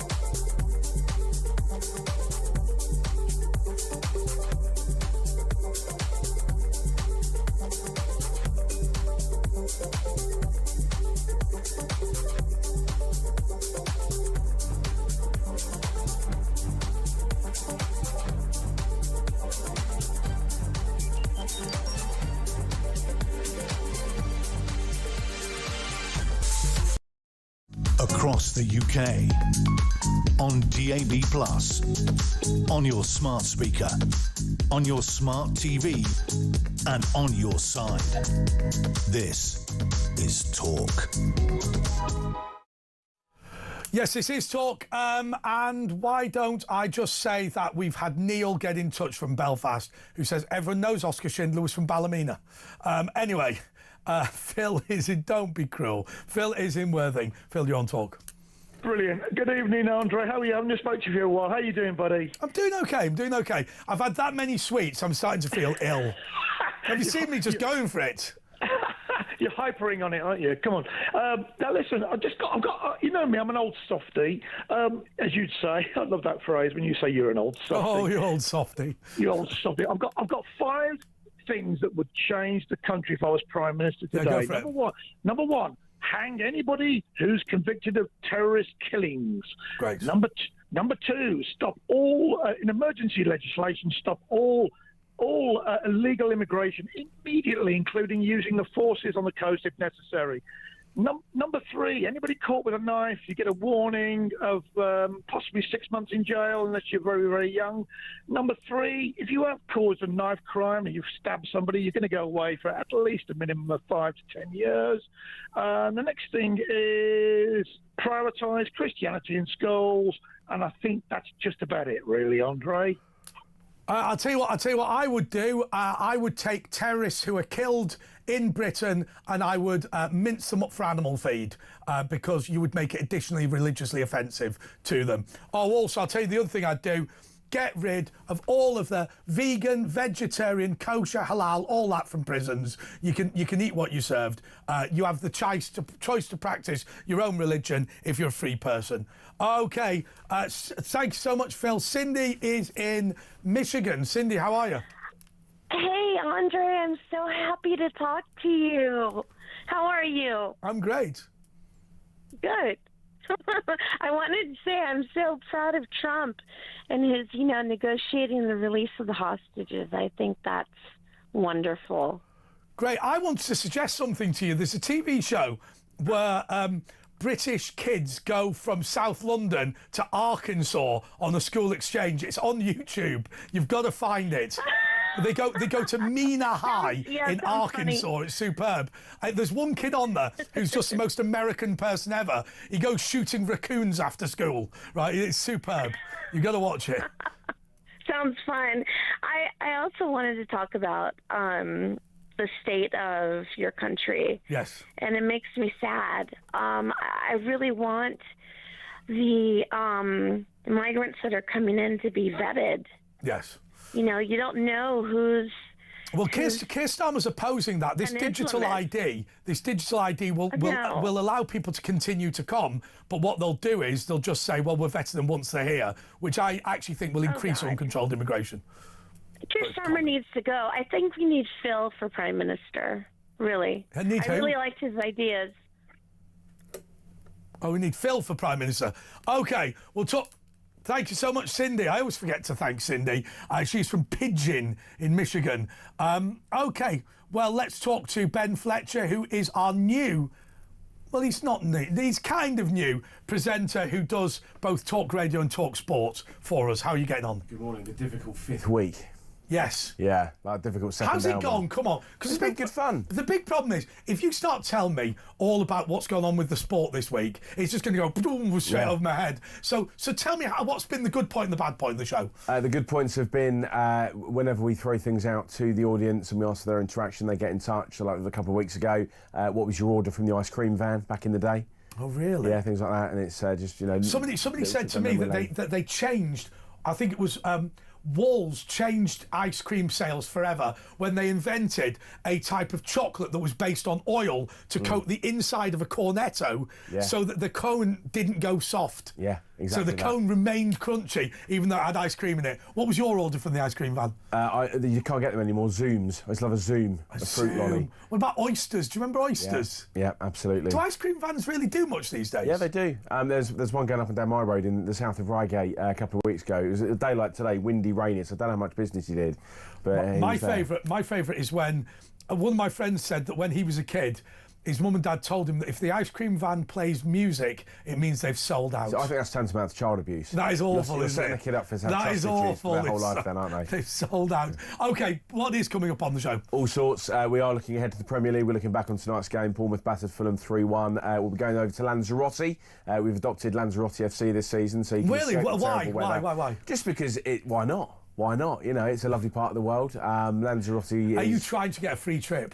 Maybe there's a little bit of a vested interest, but they're a really good start to the season. They're pushing for promotion, so they're in the Spanish lower leagues, and we check in. The feature's called Lanzarote Lane, and our correspondent is Ian Lane, so you can see what we did there. Bit of production. Unbelievable. Well, look, I always look forward to the show. I listen to it in the car on the way home. I can't watch it though. When are you going to come on camera? That's